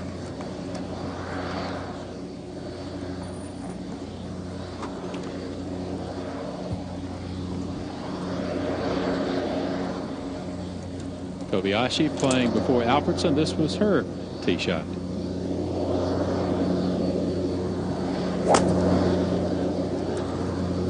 Well, this started left and she is finally going to find the rough. A rare miss, Judy. Coming off her first win after 4 years on tour last week, a young Japanese girl tied for the lead as we go forward to Laurie Merton. Laurie's second shot here at 14, 157 yards. Probably needs a 5-iron to get it all the way back to the flag today. This wind has changed dramatically in direction on the backside. Lord. Right inside there. Kick left. Okay.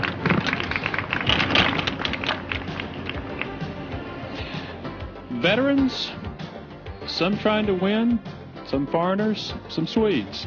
It's a handsome leaderboard. Indianapolis, of course, has long been synonymous with the Indianapolis 500 automobile race, an annual rite of spring in these parts. But did you know that there's a golf course at the racetrack, with holes both outside and inside the track itself? The Speedway Golf Course was the site of a PGA Tour event in the 1960s. It took place the week before the automobile race. The carburation test drove the sensitive tour players absolutely crazy. Pete Dye, the creator of Crooked Stick, is overhauling the Speedway course. There will be 6 holes inside the track, and Pete, being Pete, has taken the old racetrack retaining wall and incorporated it into the golf course. All 4 of them right now at 7 under par. Brent, I think 8 under can win. I think there's a possibility that 7 under could win, depending on how they play the final 3. Helen Alfredsson now with her second shot at 12. It's 148 yards, at least a 1-club wind. I think she probably hit 6-iron. It's just left. But not very close, Judy. She is being very conservative. Donna Andrews, her tee shot at 13. What a good-looking swing she has. Just a little shot of 116 yards down the hill, and the wind is really swirling, as Mark said.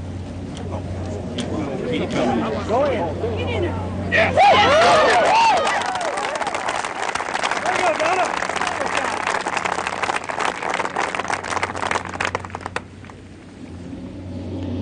Kobayashi, second shot. Very poor lie in the rough. She's going to have to try to hit the ball to the front right and let it run in. About 160 yards. And she started this well to the right. Wet grass, perhaps, with all the rain? I don't know if so wet, but very deep in a drainage area, Steve. She seems relatively unperturbed, though, by Helen Alfredsson, who's rather noisy commentary. Bradley, tee shot 13. I think she got a big boost from that second putt at 12.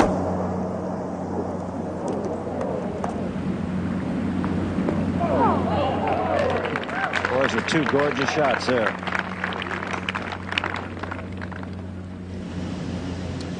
Laurie Merton now just one back. This putt for birdie. Very fast putt here at 14. Straight down the hill.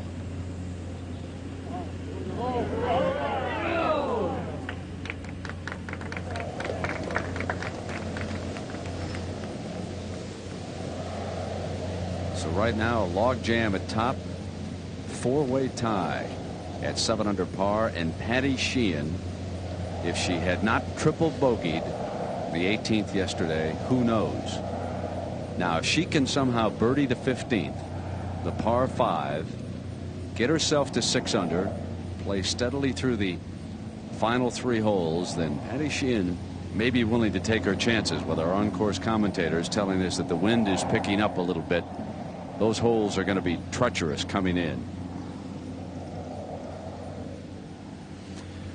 Andrews, Bradley tied at 7. Each has a birdie putt. Andrews to go first.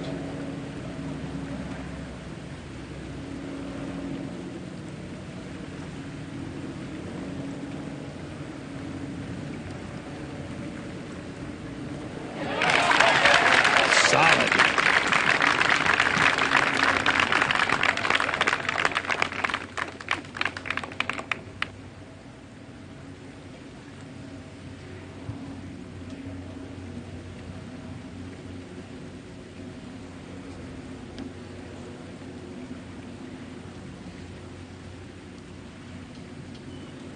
Now Kobayashi, a moment ago.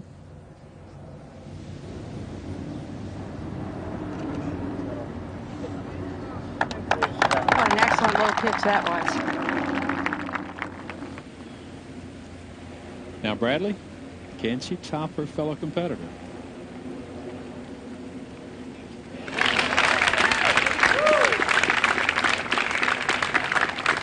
Alfredsson now for birdie. That first starts uphill and then levels out.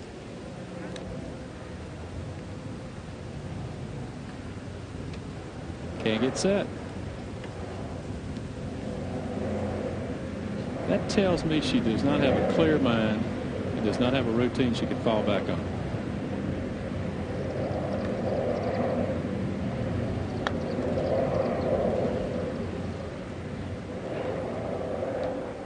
Very tentative again.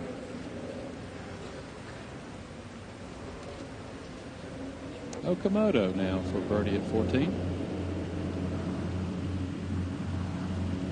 Well, Ayako's not completely out of it. She'd have to have an amazing string coming down the stretch, though.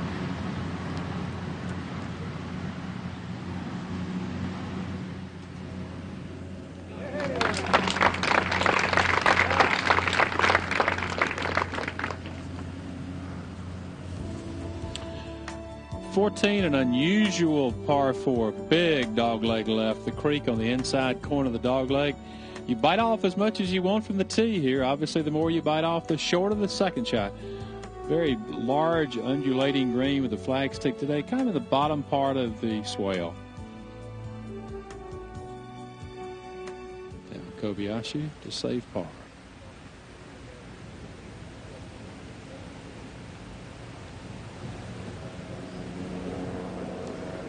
Well, the last time we had an international playoff was 1987. Donna Andrews now on the tee at 14. Can't bite off as much as you usually do here. Wind's a little different. She is an excellent driver with the ball. Leads this tournament fairways hit for 3 rounds. Now Kobayashi for par.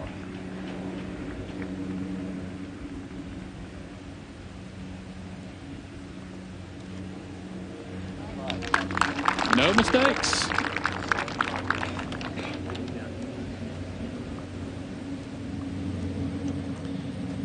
Pat Bradley now 2 leaders tied playing 14. Bradley has played a gorgeous round of golf from tee to green. If she'd have putted it all the front 9, she'd have a 3 or 4 shot lead. Just hit the ball great.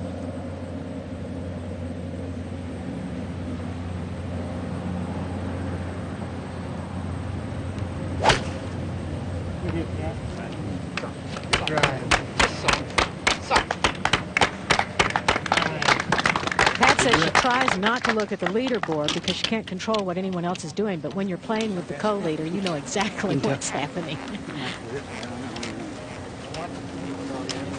Well, Patty Sheehan up ahead at 15. This is her third shot at the par 5. Crucial shot here. This is the last real birdie hole on this 9.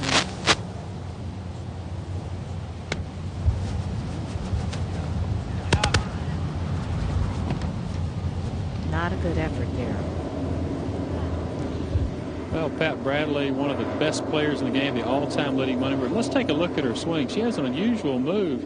She takes it back very nicely, and then at the top kind of cocks the club up in the air, not unlike Miller Barber a little bit. Looks good at address. One-piece takeaway. The weight moves into a right side, and the club kind of comes up in the air like so, and then she drops it back to the inside. Nice lateral shift to begin the forward swing. Hits against a stiff left leg. Create a little more clip head speed. This swing has stood the test of time. Now, Patty Sheehan, Rhonda, this is her 4th shot. Well, she'll probably play a little pitch and run here, but she's going to be trying to hold it. Pars aren't going to do Patty any good at this point. Needs this for birdie 4.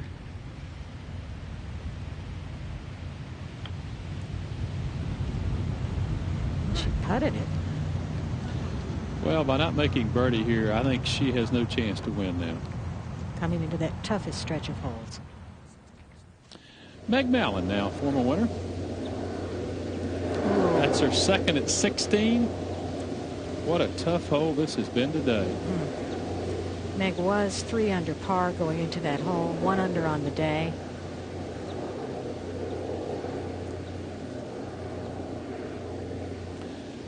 Not a lot is happening, and it remains for someone to separate herself from the field. And right now, Bradley and Andrews, the 2 leading contenders. Helen Alfredsson is backed up. She began the day at 9 under. She's dropped 2 shots. She's now a stroke out of the lead. Kobayashi has been the model of consistency. She's next to play. Going with a 9-iron here. She's hit it left.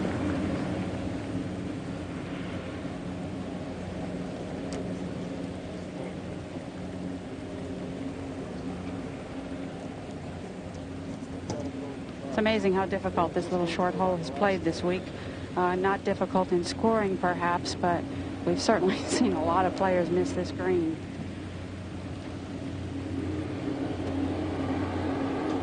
Helen Alfredsson's taken a 9-iron also.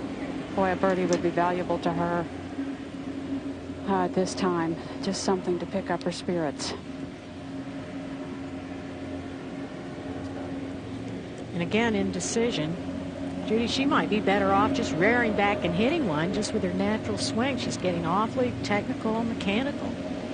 Well, sometimes she would impress you as that kind of player, but as I said earlier, she really tries to do everything right by the book.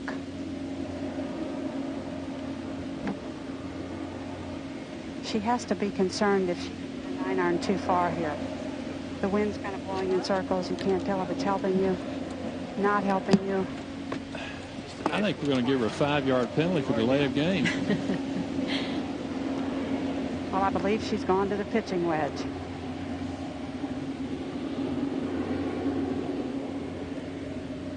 I can only assume that her caddy Ken agrees with her decision, or I would have tried to talk her out of it.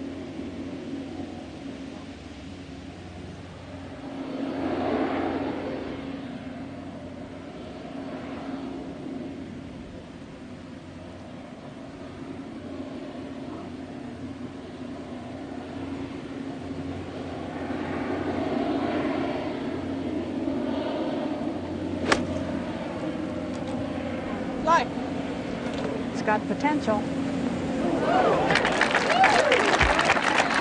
Maybe it was worth the wait.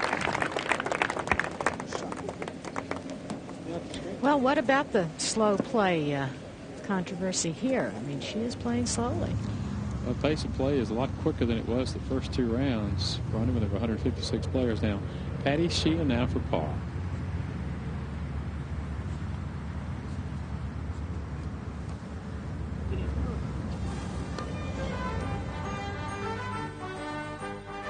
Well, it is coming now. Pat Bradley, Donna Andrews sharing the lead at 8 under par. For Patty Sheehan, it appears as though she will not defend the championship. Now we step inside. Kendra Graham invites us in. And take a look back there at what they've got. Patty Sheehan enjoyed that trophy for a year. Sat it right next to her television set in Reno so she could look at it every night. Back with more after this message and a word from our ABC stations.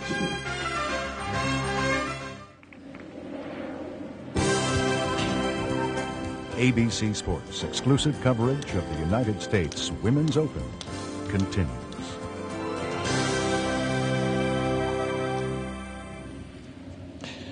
At 14, one of the co-leaders, Pat Bradley, second shot. This is from 185 yards into a pretty good breeze. It's going to take a good iron to get it back there.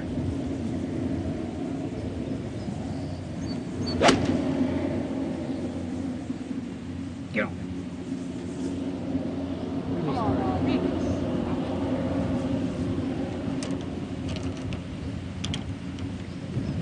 Kobayashi, 13, her second. A little bit of a down lie here.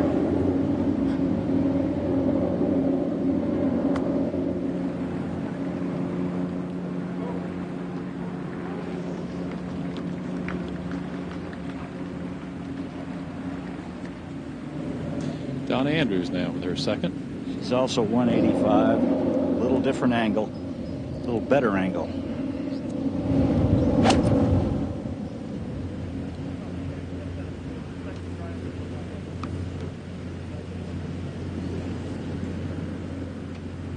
Nice bounce.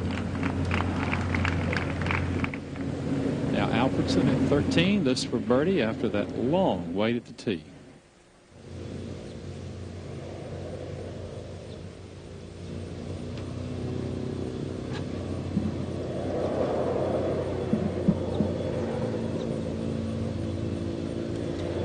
Well, that was her best chance so far. Would have given her a little momentum to finish on.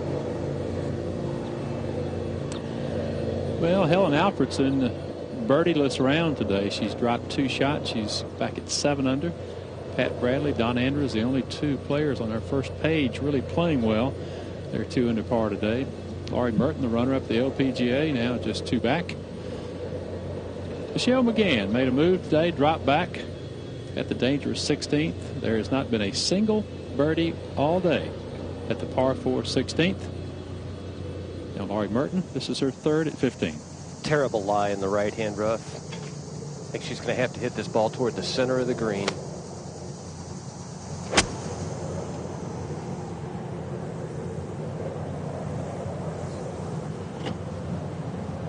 Okay.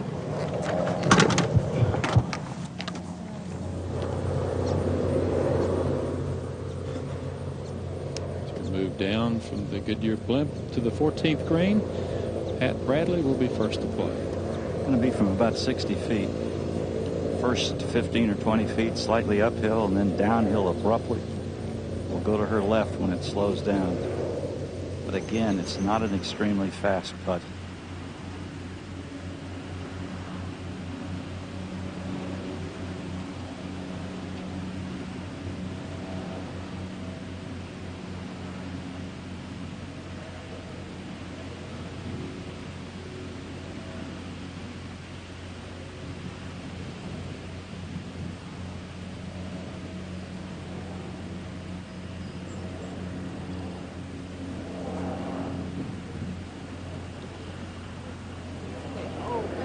Beautiful, beautiful putt there. Wonderful.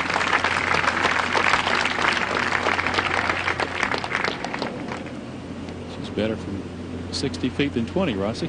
Well, that one she made back there at 12, Steve, if she'd have missed that one, you know, it might have been a tough thing to overcome. But when she made that, I think she got her confidence back and made the little one at 13. Now Kobayashi, her tee shot at 14. A driver today instead of a 3-wood. The left-right wind makes this a tough tee shot.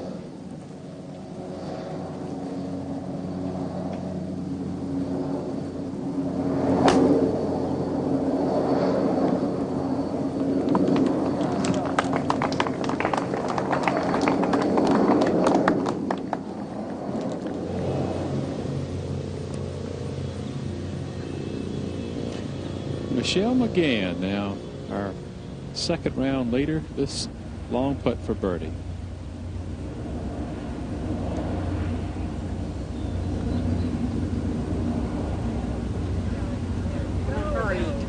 And what grace and sportsmanship she showed yesterday, not complaining when she had the insulin reaction or the bad breaks. And Donna Andrews next.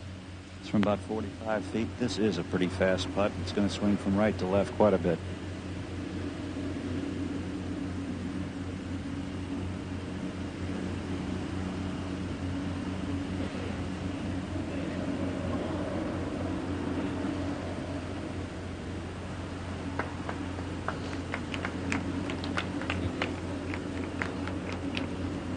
Alfredsson back at the tee. Long enough to still go with the 3-wood.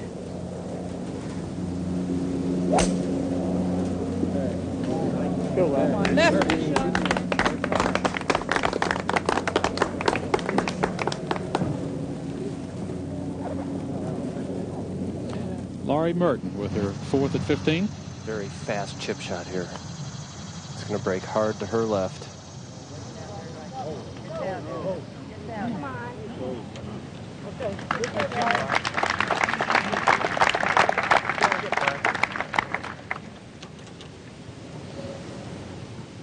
Now Donna Andrews with a little work left here at 14.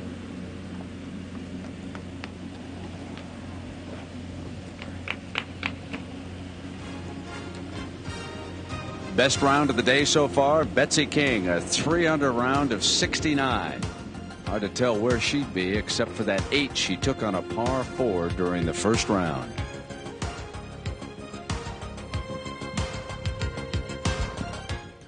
Welcome back, and Steve Melnick, thank you very much. Just stick right over there with your telestrator. I'm sure we're going to have some interesting moments here coming down the final hour of this Women's Open Championship. A sleeper hole so far today has been the 14th, the 5th toughest hole on the course. There have been only 4 birdies and 12 bogeys here, and Alfredsson and Kobayashi needing birdies. Well, you hear her caddy remind her she's into the wind. There really has not been any wind all week. Aside from some terrific play by the leaders, those are probably the 2 biggest reasons for low scoring. Helen here 156 yards back to the hole. The green tends to feed the ball from right to left.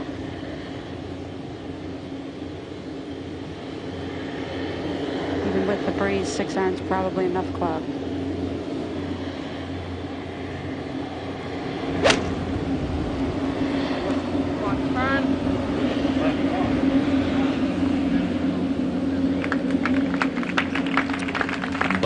Has not been her best friend so far today. Judy, before that it was Kobayashi. A longer second shot, 169 yards. She just kind of pulled it from the start.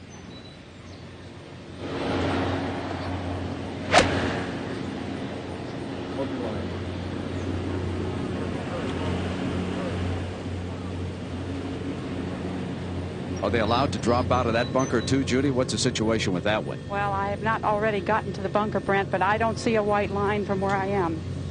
So it is not. And moments ago at 15, Merton for par. Tough little downhiller here. She puts him well, though. Great smile. Showing a lot of poise. Look down from overhead at Crooked Stick. This has been a marvelous venue for the Women's Open Championship. Now Patty Sheehan on the tee here at 16.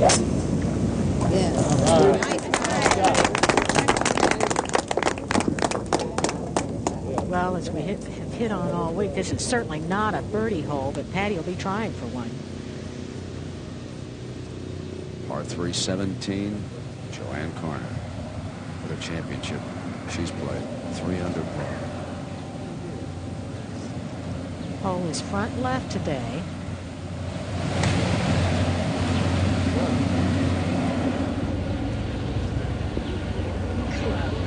Watch out. Oh boy, she had bad experience there yesterday. Took 2 to get out.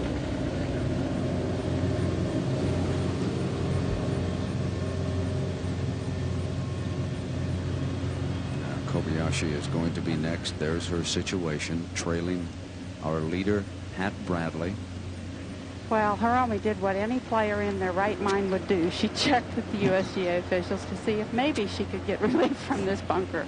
But there is no white line. She has to play it. She has a reasonably good lie and not a real hard shot.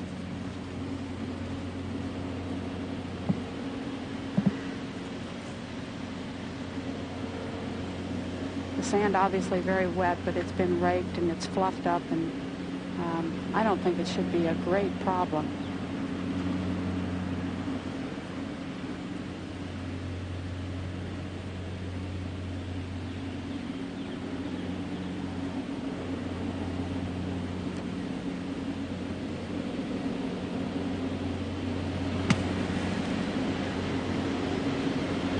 She did the thing you do not want to do. She kind of stuck the club down in the wet sand, didn't let it move on through.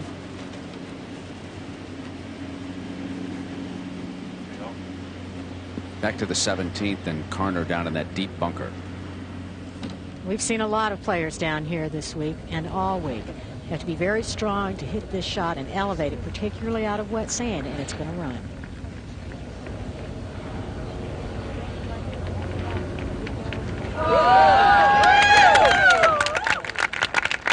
Nicely played. Well, when you're 54 years old, it's a little tougher to get around that golf course, the final round of the Women's Open, but she's shown great endurance. I'd have to find a ladder. Now we see Hiromi. First sign of an opening for Helen Alfredsson.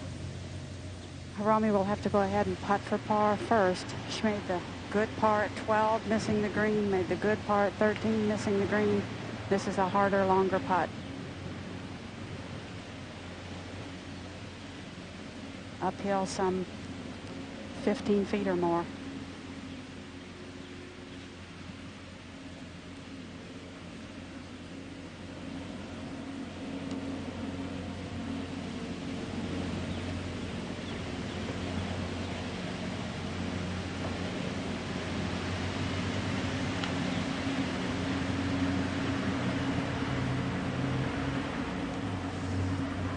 Well, let's jump ahead to the finishing 18th and an opportunity to see our friend Michelle McGann, who's shown a lot of courage. There's her father, Bucky, one-time basketball captain at Notre Dame. Now Michelle here with her second shot on this par 4. You can see where the flag stick is today. She's hit a wonderful tee shot. Even par on the day. Beautiful golf swing. You know, Michelle is the only athlete I know who wears as much jewelry as Deion Sanders. She made a lot of friends for herself this week, though. Behaved with a lot of grace.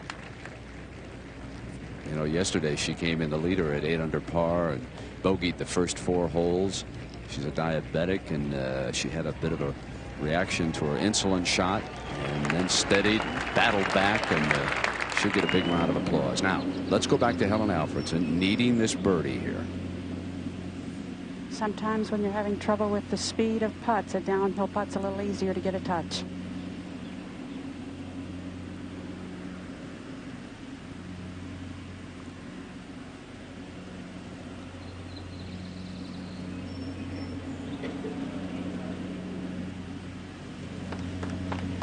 A little better effort. She gave that one a pretty good run. Had a chance. Now Pat Bradley, and if she can birdie 15, she could have clear sailing. I think she's playing a very smart shot to lay up. Laid up in the perfect spot over to the left-hand side of the fairway, about 110 yards from the hole. She'll be pitching into the wind. Greens are soft. She should be able to get it pretty close. So there's that experience, Rossi, thinking her way around now. Patty Sheehan second at the 16th. This is a very tough shot. Water lurking on the right.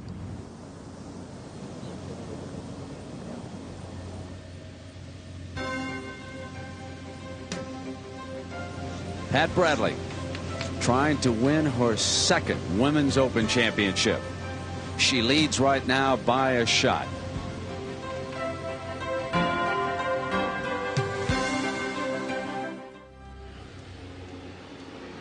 down on the Crooked Stick Golf Club, about 17 miles from downtown Indianapolis, Indiana. Wonderful settings here. And thank you for the thought. While we're away, Kobayashi, this is for bogey at 14.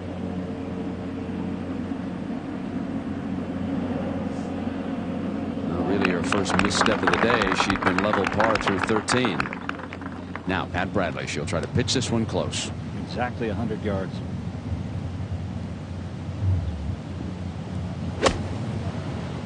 Yeah. And this one's got to go. Hustle. Patty Sheehan was also short, remember. Meanwhile at 18, Michelle McGann now finishing up, standing at 2 under for the championship.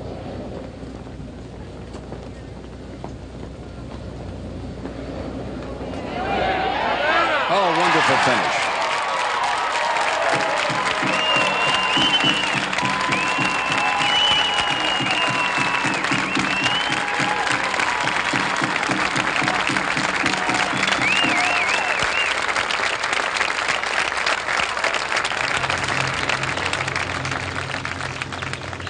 Pat Bradley is our leader by 1 over Donna Andrews and Helen Alfredsson of Sweden. Michelle McGann finishing at 3 under. Could have a top 10 finish here, couldn't she? And well deserved too.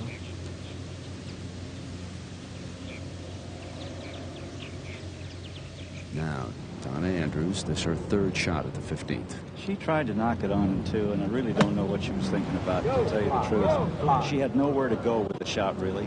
The closest she could have gotten was the front edge. Now this bunker shot she just played was almost an impossible shot to get anywhere near the hole. Now Patty Sheehan, this is for par at 16. There hasn't been a single birdie on this hole today, and really isn't too likely. Of course, we'll have to wait and see. Hole cut back right is very near the water. Makes the players tentative.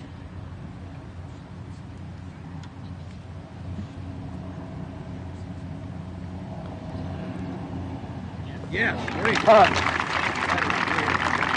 The diabolical final 3 holes here at Crooked Stick. That'll be the ultimate challenge for Patty and all our leaders. Here's how they've played. Helen Alfredsson was able to put birdies together on the 17th and 18th, so she's been 2 under par. You can see that Pat Bradley has faced a lot of difficulty, and she'll be thinking about that a little bit, won't she? Now Donna Andrews.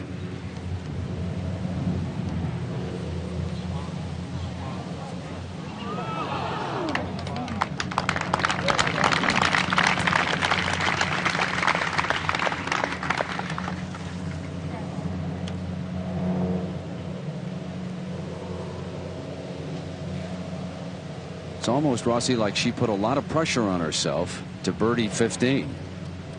Well, you know, there's a couple of ways to play it. I think the way Bradley played it, although she didn't hit the greatest of 3rd shots, but I think the way she played it was the best way to go. 20 for the carry point. Here is Lori Merton next, Mark? Lori Merton's going to play next. She's got 184 yards, and I really think she needs to exercise just a little bit of discipline here right now. Why are you? She's only got 3 holes left in this championship. We only have to carry it to 168. But the hole placement is so tough here. 10 off for the wind, 10 off for the hill. 40. Right? She's got 188 yards in actual distance. Okay, focus. Her caddy wants her to take 10 yards off for the wind, 10 for the hill. I agree with that. Okay. I agree with that. I do. Just left of the tree, right? Just left of the tree. The wind should help her. Focus. Telling her to focus, trying to get it, to hit it like it's a 168-yard shot.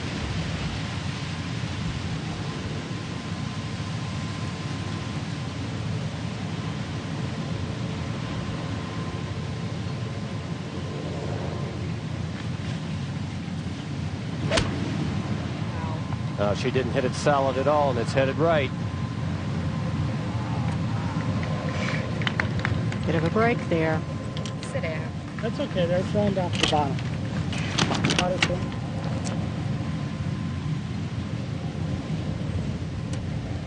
Just taking it. While that was happening, Pat Bradley, her fourth shot on the par 5.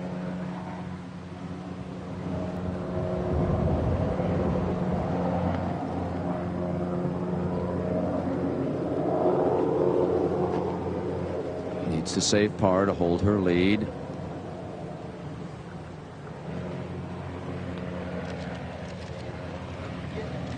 A log jam.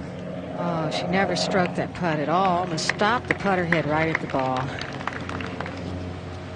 Pat Bradley lets the lead get away on the par 5 15th with the 3 challenging final holes up ahead. Donna Andrews, Helen Alfredsson back into a tie with Bradley, all 3 at 7 under par. And as we suspected when this great competition began, it's going to come down to the closing holes here. If there's a playoff, it'll be an 18-hole playoff tomorrow morning. Donna Andrews.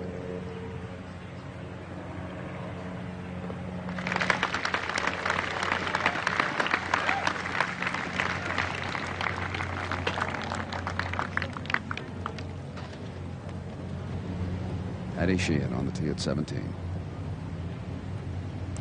168 yards. Holes cut only about 5 yards from that big bunker on the left.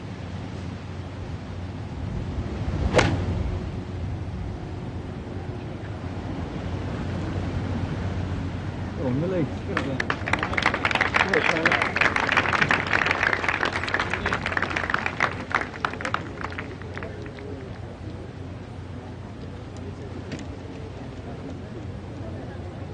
At 18, second shot for Joanne Carner here on the finishing par 4, playing downwind today. Well, she hit a big drive on this one. What a wonderful week for her. And it means that when Bradley, Andrews, and Alfredsson reach the 18th, it'll play just a touch easier than it has. We'll be coming back after this message and a word from our ABC stations.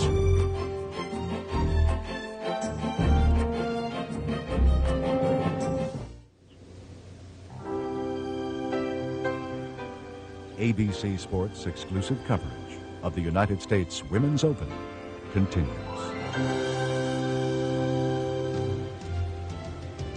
We welcome everybody to the final hour of the U.S. Women's Open Championship. I know some of you were expecting to see your news because of that nasty storm which roared through Indiana about midnight last night.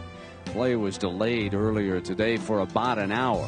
So right now we are finishing up. We think we have an excellent competition to bring you. It's a 3-way tie for first place right now. The veteran Pat Bradley is there with Donna Andrews and Helen Alfredsson, all at 7 under par right now, and coming to the most challenging part of the Crooked Stick Golf Club. This is Hiromi Kobayashi of Japan, her third shot on the par 5. 102-yard pitching wedge. She hit it within 3 feet here yesterday.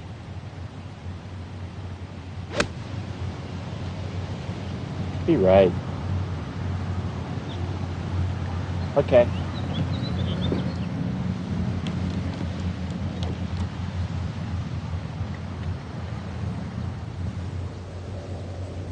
At the finishing hole, 54-year-old Joanne Carner. Opportunity to conclude this championship at 3 under par. It's about 10 feet into the green.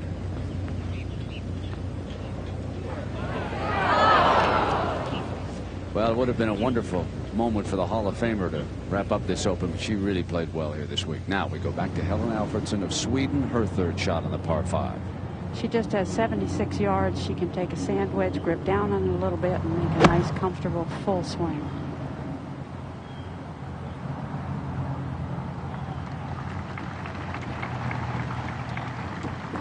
It's not great, but it's an uphill. This green was damaged last night, as you can see. It was completely underwater when the grounds crew arrived at about 2 this morning. Lori Merton really wishes her ball would have stopped on the green so she could putt it. It did not. She's got to chip it off a little bit of old mud here.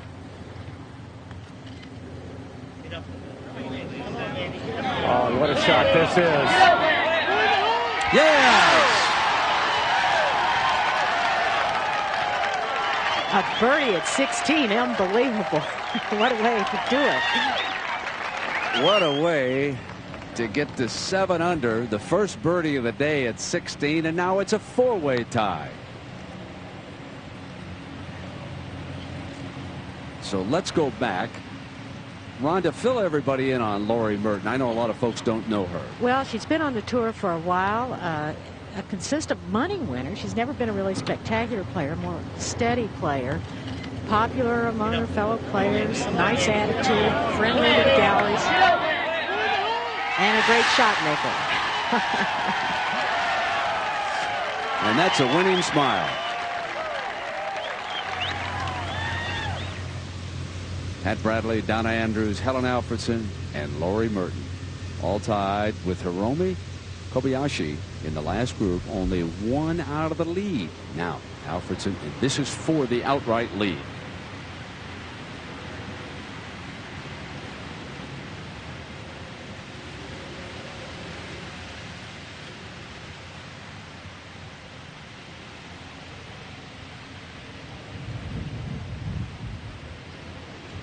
She has backed away all day. Just not sure of herself, is she, Judy? Well, you know, you need to get things clear in your mind before you get up to a putt or a shot. If you get over the shot and you're still trying to organize your thoughts, you're in trouble.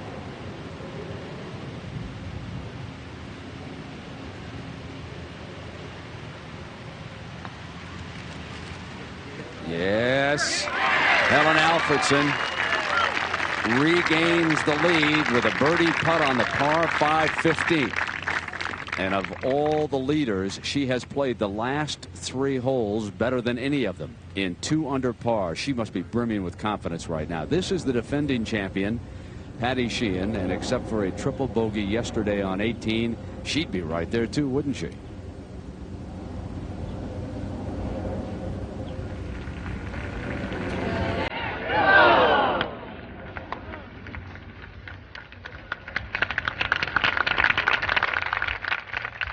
Alfredsson trying to win her 2nd major of the year. Coming back with a birdie at 15 for the lead. As we come back, Hiromi Kobayashi finished up with a par at 15. This is Donna Andrews at 16. Ball, Don.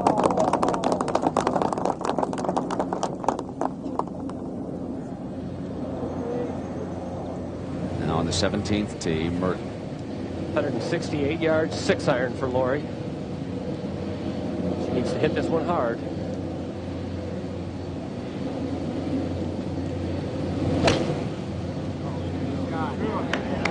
It has started right at the flag. Didn't get lucky there, did she, Mark? No, he could have pitched forward. Green's holding better today because of last night's rain.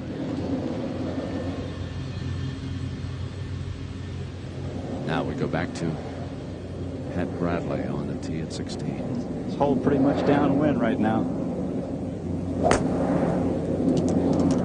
This ball's going right. That ball's in the right-hand bunker. Well, bogey in the 15th has got to depress Pat right now.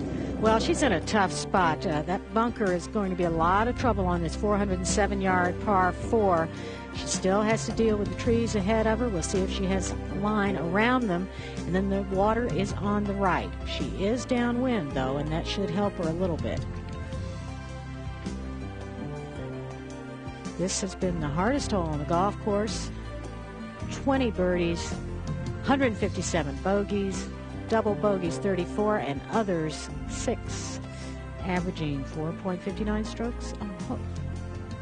Only one birdie today, and Lori Merton chipped it in at 16, and at the time it gave her a tie with 3 others for first until Helen Alfredsson birdied the 15th.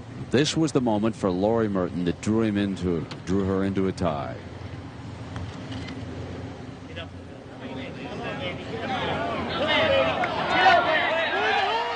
At that moment, a four-way tie. But Helen Alfredsson, the winner of the Nabisco Dinah Shore, with an opportunity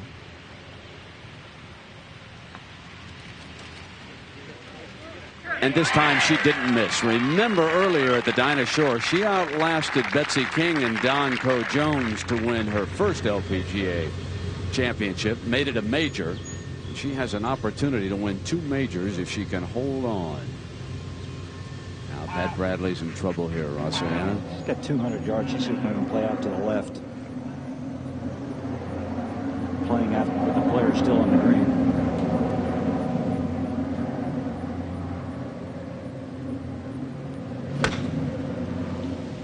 Good smart shot. It's right down in front of the green. The only thing about it down there, it's very soggy from all that water coming up in that area. Over to 17. Merton. Lori's tee shot pitched right into the bank that sort of is the front of this green. Ball only went forward maybe 3 or 4 feet. If it had gotten up over the hill, it would have been real close, but she now has probably 30 feet.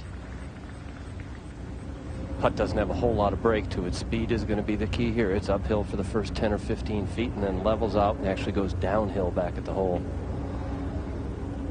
Lori really got away with a bad shot back there at 16. She came off the 5-iron second shot. I thought maybe it was going to go in the lake, and then of course played a brilliant third.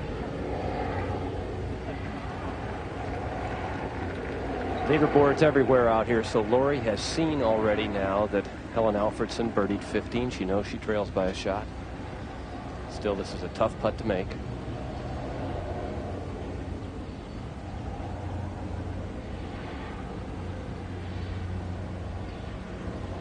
She made one of this distance back at the 10th a while ago. Also made a real long one at number 8. Even the one she's missed, she's scared the hole.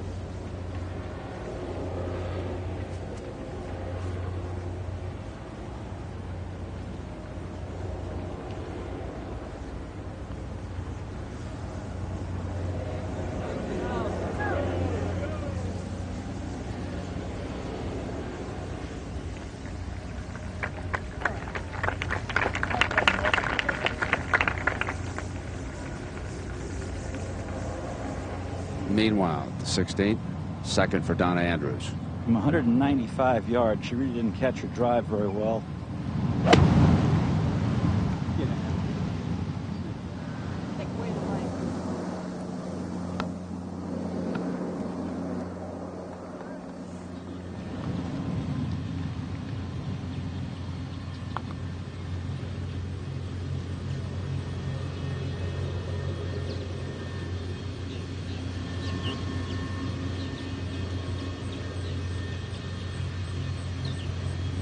Helen Alfredsson, the leader by 1 on the tee. Go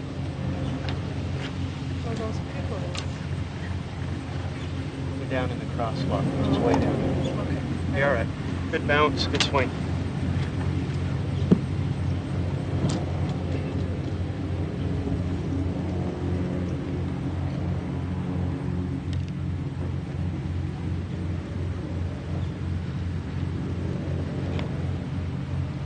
Need everybody to stand real still, please. I think they were standing still. Just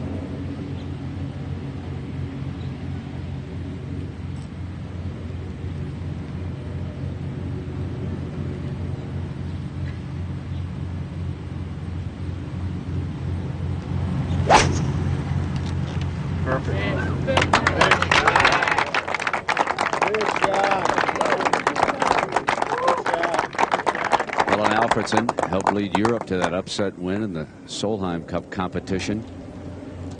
Plays over on the European circuit as well as here on the LPGA. Now Merton finishing up what she hopes will be a par here to stay 1 back of Alfredsson. She's taking a lot of time looking at this one. It's only 2 feet.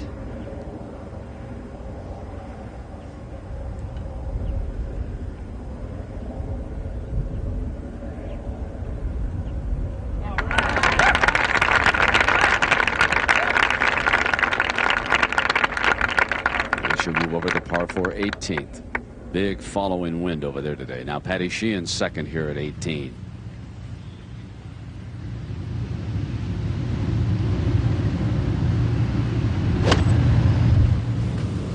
Well, she'd almost have to hold this out to have any chance at all. Patty made a valiant effort, though. As we've said, except for the triple yesterday on the final hole, she'd be right in the middle of this.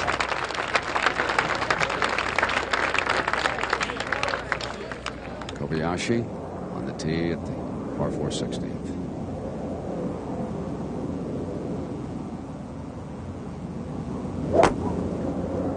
Good shot.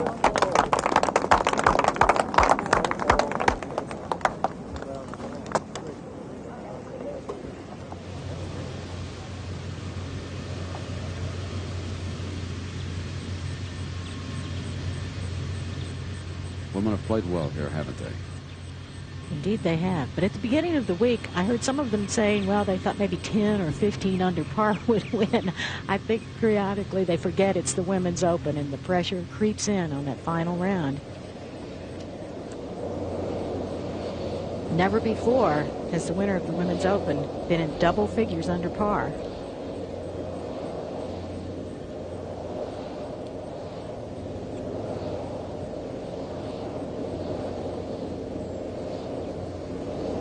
At the 16th, Bradley's third.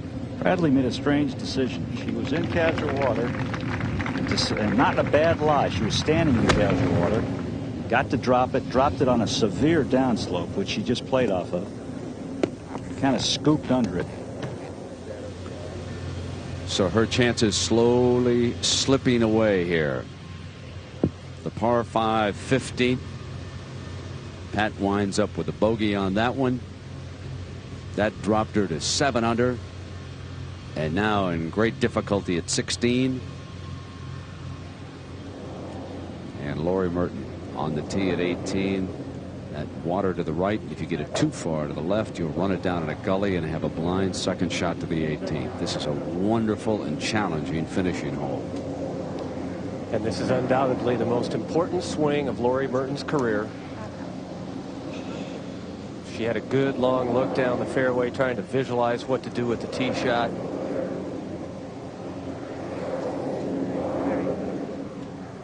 See her give her that little play with her right hand, just trying to feel the club before she even swings it. There have been only 5 birdies here today. She needs one.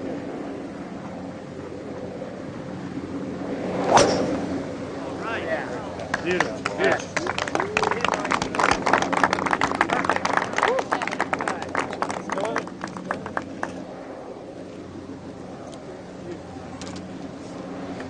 Back to 16 and Andrews. From about 45 feet coming across the hill, fairly level putt.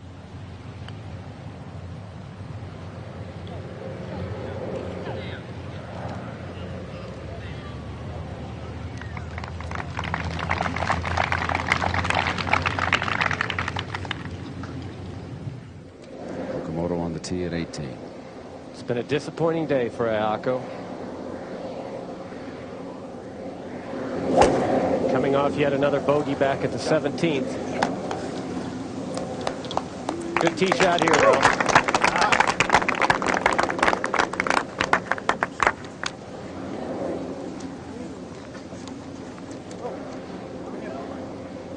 Up on the green, Patty Sheehan is for birdie.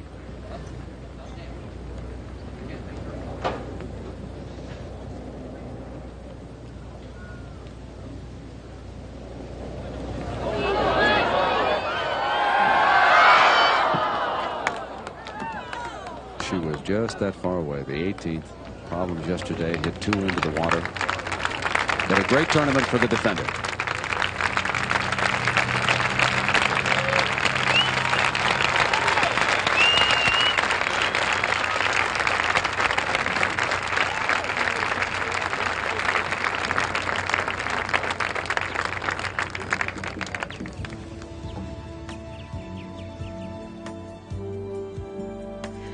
Par 4, 400-yarder, the 18th, now downwind, playing a bit easier today because of that. Water all down the right side. Patty drove the ball in twice yesterday, once from the tee, once on her second shot. And the pin is back right. Moments ago, Bradley's fourth.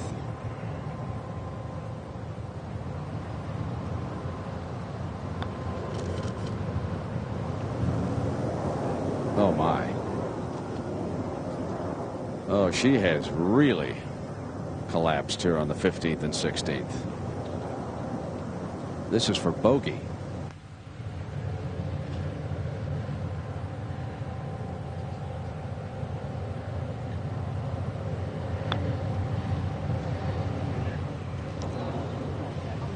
And that left for double bogey.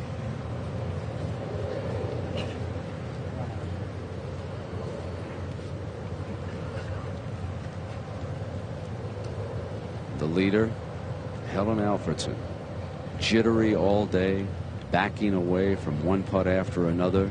But perhaps the most important of this competition, she backed away, thought about it, went up, and rolled it in for the birdie that has given her a one-shot advantage. They don't ask how, do they? Just how many. In all fairness, the 16th green is probably quite crusty with the layers of mud on it.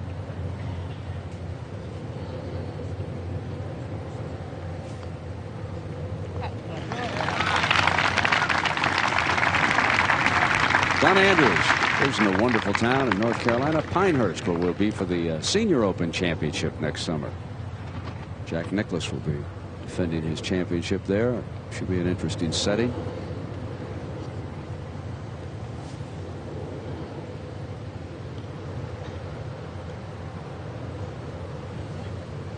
This has to be so disheartening.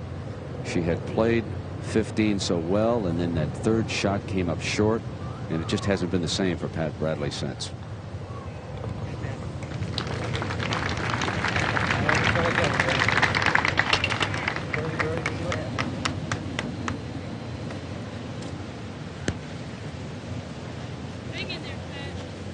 So Lori Merton playing the 18th, needs a birdie there. And here is her second shot. Lori with 163 yards here. The wind is directly at her back, which is going to tend to straighten out a shot that's curving in either direction. This is probably a good 8-iron for her.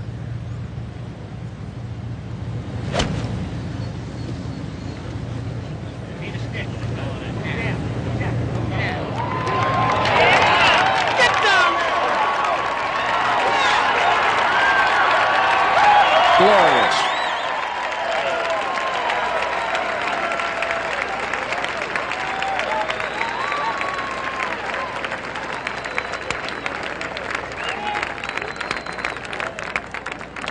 Come to the 18th, the finishing hole, needing a birdie to tie for the lead, and you put a swing on it like this.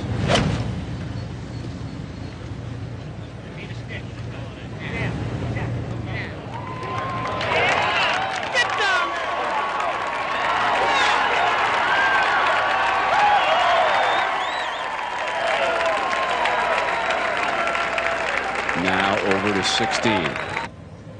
Alfredsson's heard the roar. She knows something's happening up ahead. She hit a great tee shot here.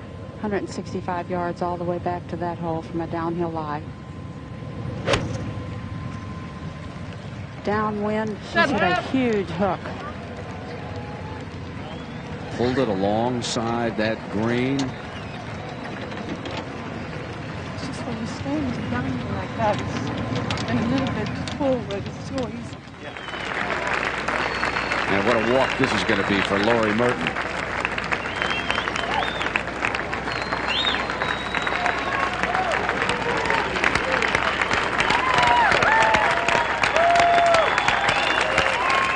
And on the tee at 17, Donna Andrews one back. That was from 168 yards. Get up. Hit very soft.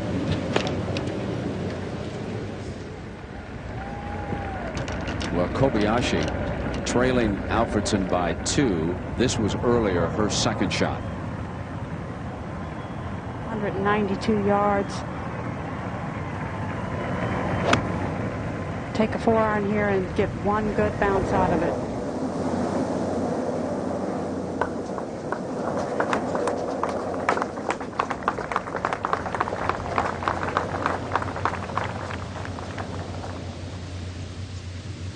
Pat Bradley on the tee at 17, 3 off the lead now. Kind of hard to collect your thoughts right now after going 6-6.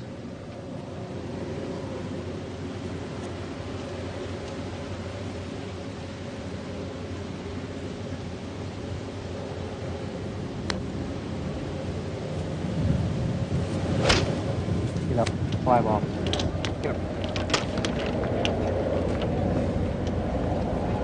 Nice shot. Come on back down. Okay, yeah.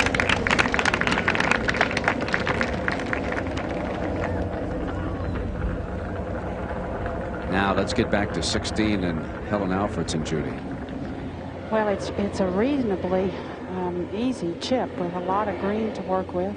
Not too bad a lie, but it's hard for me to say how big a part the dried, settled-in mud under the ball might play in her ability to hit it just the way she wants to.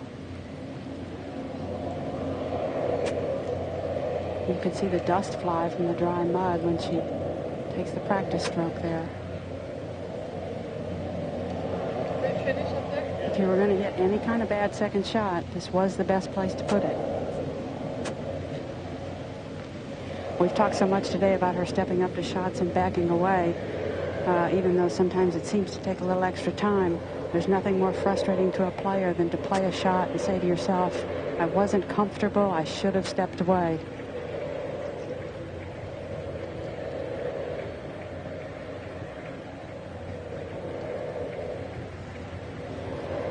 Looks perfect just to land the ball 8 or 10 feet on the green and let it run down to the hole.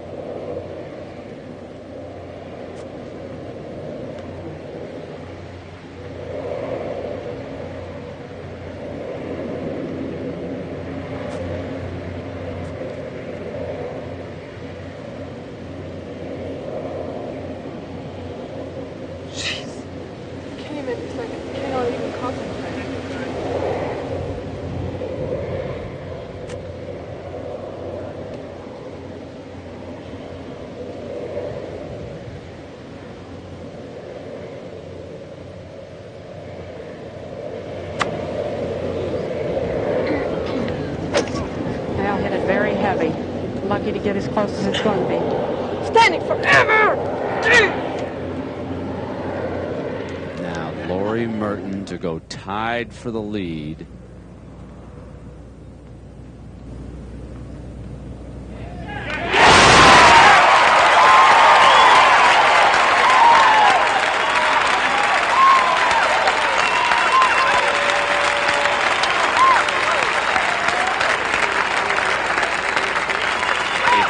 Under 68, 8 under par in this championship.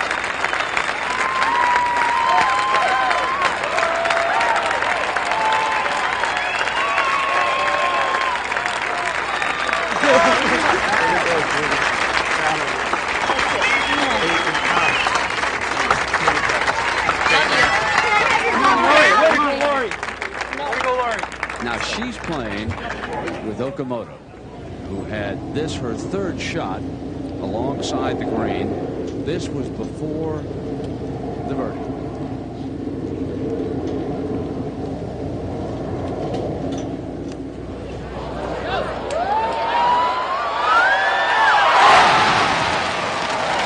There had been only 4 birdies at 18 all day until these two showed up.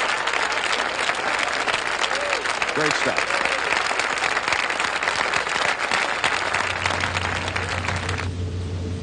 Isn't this something?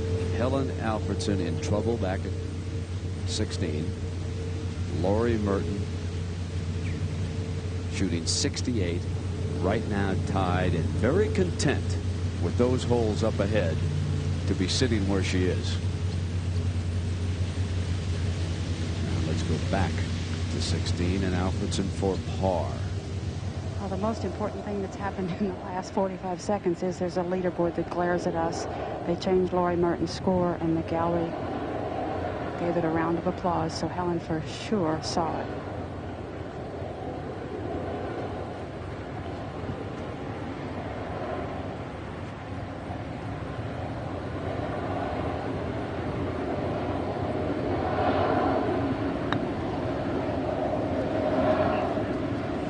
Lori Merton leads the Women's Open.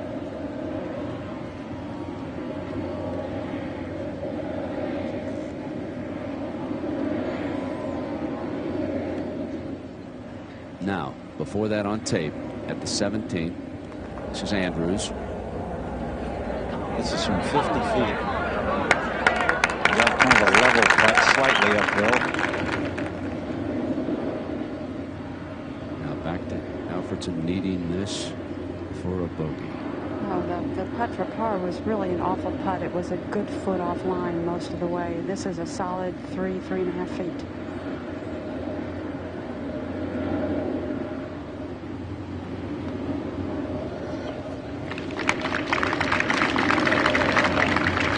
One out of the lead. Before that, it was Kobayashi.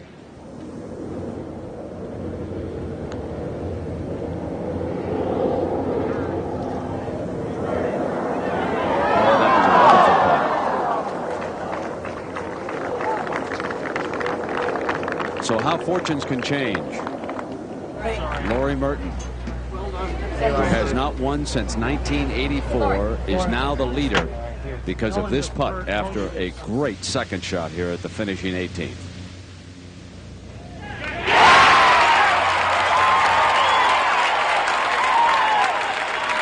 Seeking her first major championship.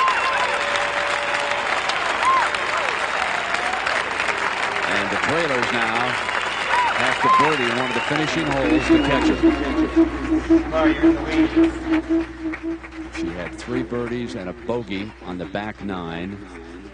And the same thing up front. 34-34 for Lori Merton.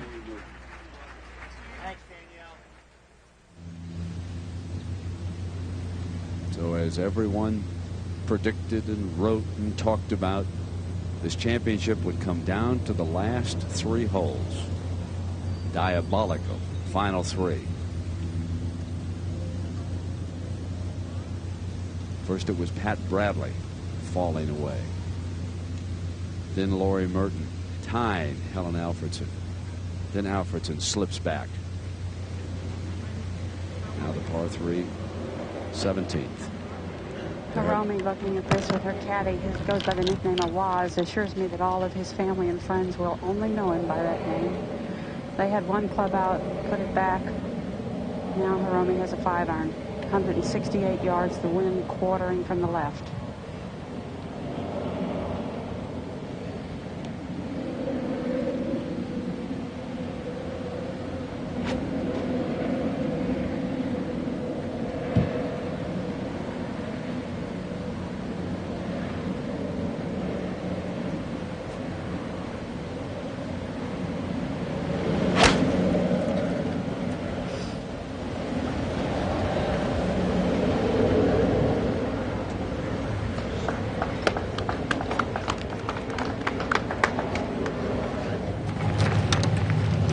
Andrews on the tee at the 18th.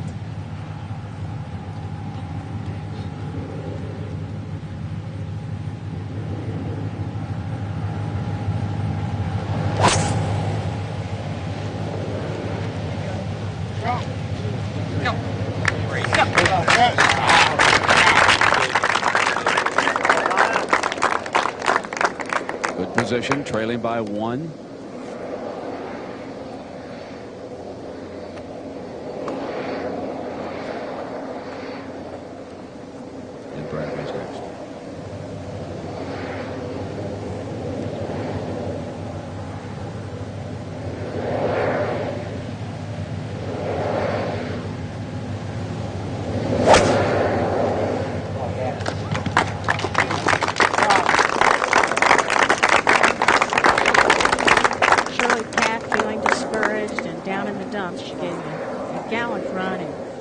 has no chance now.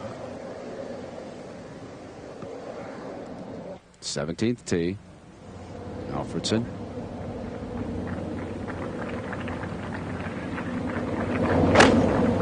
That's a 6-iron. She hit it very crisp. It's high and straight.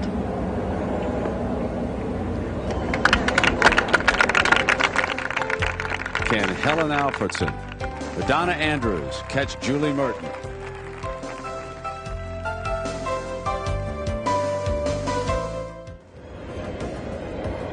The Goodyear Blimp Spirit from Akron, Ohio has been with us since Thursday's early round coverage, offering up those beautiful shots from overhead. Now Helen Alfredsson trailing Lori Merton by a shot.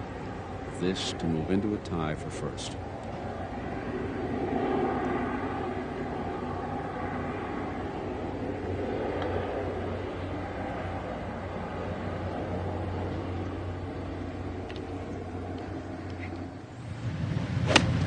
Second at 18. That was from 160, and she got over the top of it.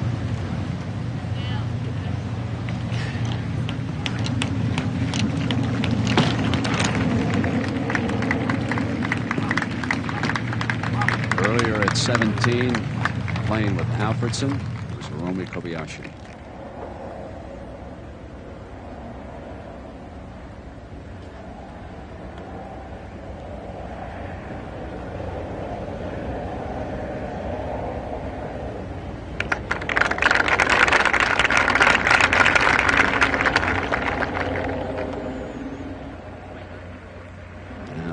Down to the 17th. Kobayashi for her par.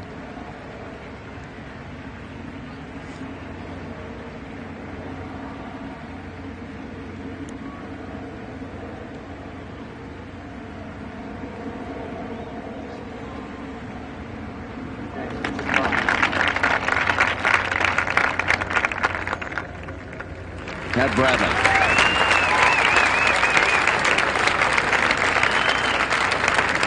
She was at 8 under until she bogeyed the 15th and then took a double at 16, and it fell away. Donna Andrews make this putt at 18, and she would be tied with Lori. Now Alfredsson. This is for par.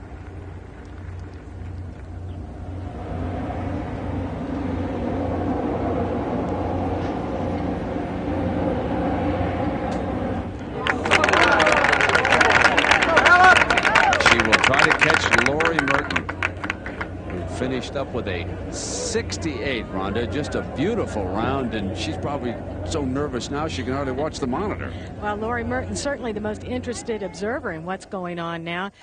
You're round 71, 71, 72, and a great 68. You took only 9 strokes on those tough finishing 3 holes. Oh, I don't want them over. I tell you. Looking at your round there, Lori.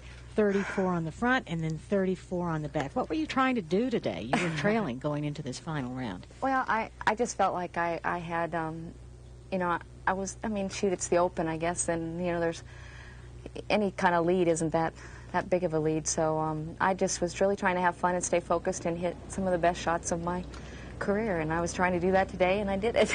Well, you can watch with us then as we see the golf finish up here. Donna Andrews with this birdie putt on 18, which could tie you if she makes it.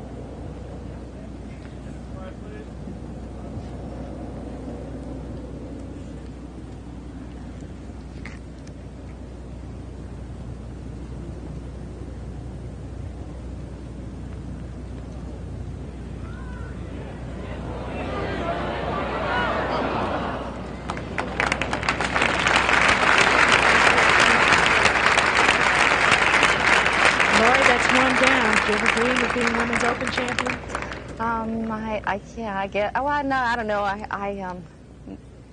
I guess. I mean, yeah, you always. I mean, I had a couple putts this morning and on the practice green, and I was kind of pretending that they were for the win. They weren't. They were a little bit longer than what I had today. So I'm just taking pain.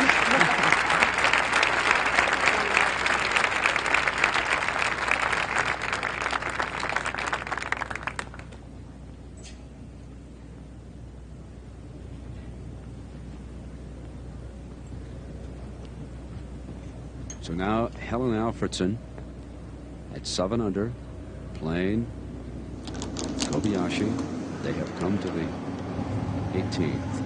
Romy is up. What a consistent, good round of golf, but never really could make the birdies that might make it happen.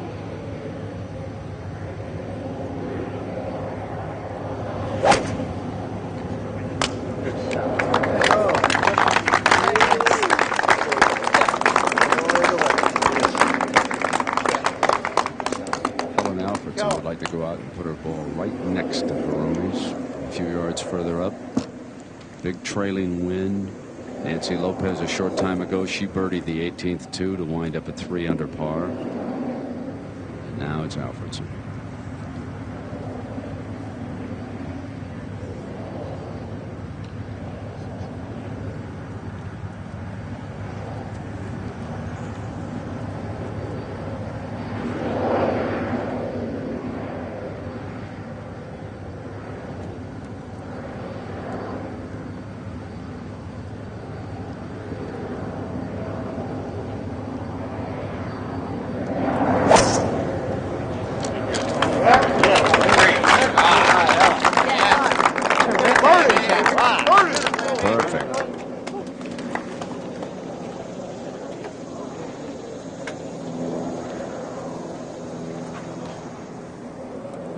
This is Pat Bradley moments ago for birdie here at the 18th.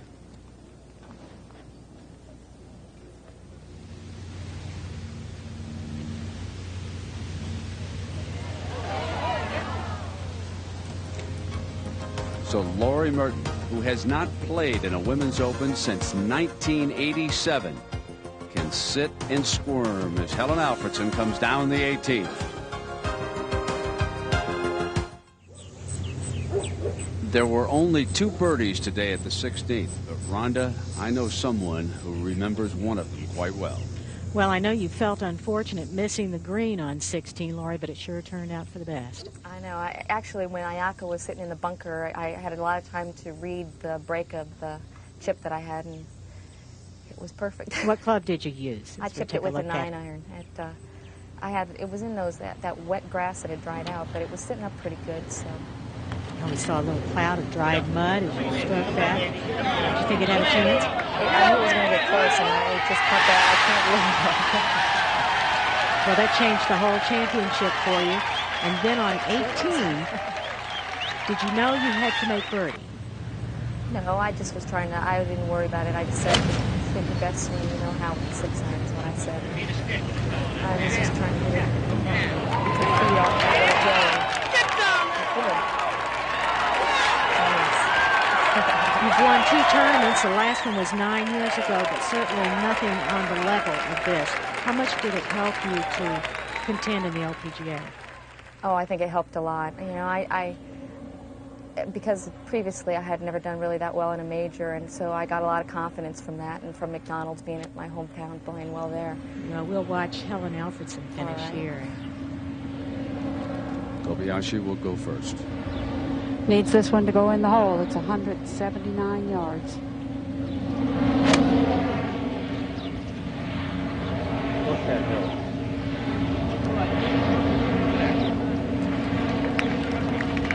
Okay. Good job.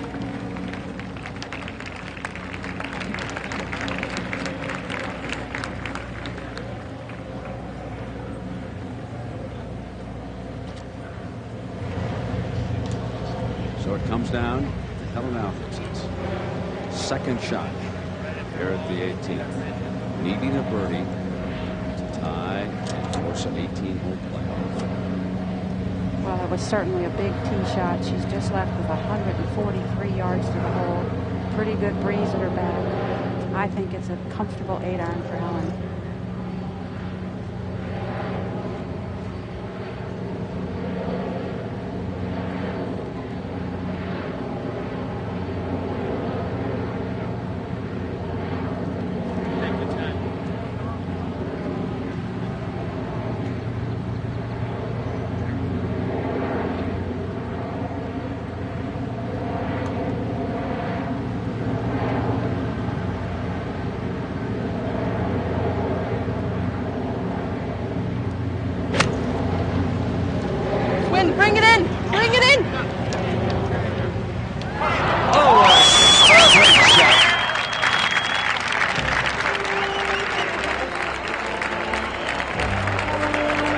just an instant, it looked like maybe back with the putt.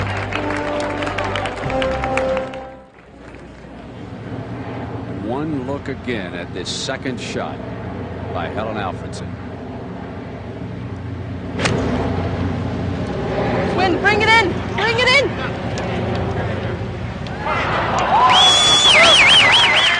So close to flying it right in the hole. She has talked to the ball all week. That time, it almost listed perfection. Crowd gathering now, and this was her arrival at the 18th.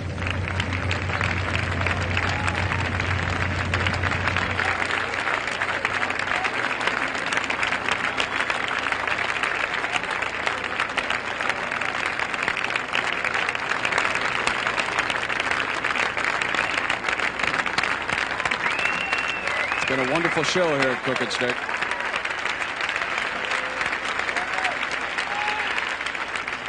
Kobayashi's third shot.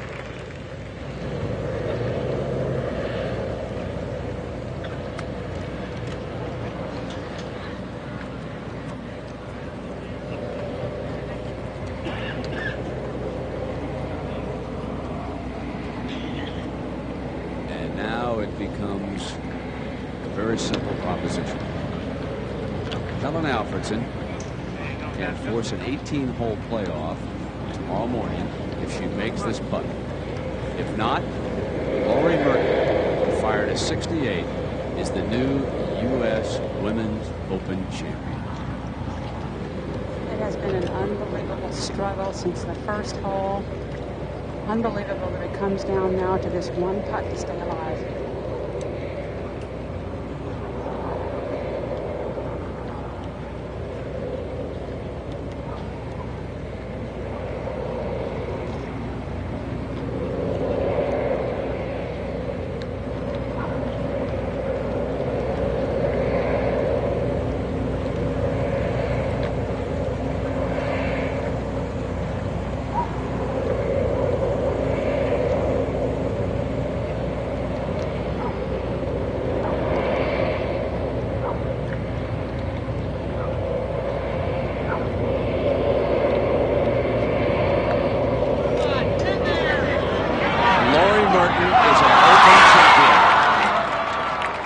Congratulations.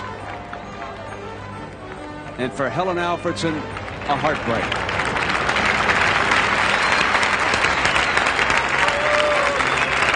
So that wraps it up. Lori Merton has won the United States Women's Open Championship. So long, everybody.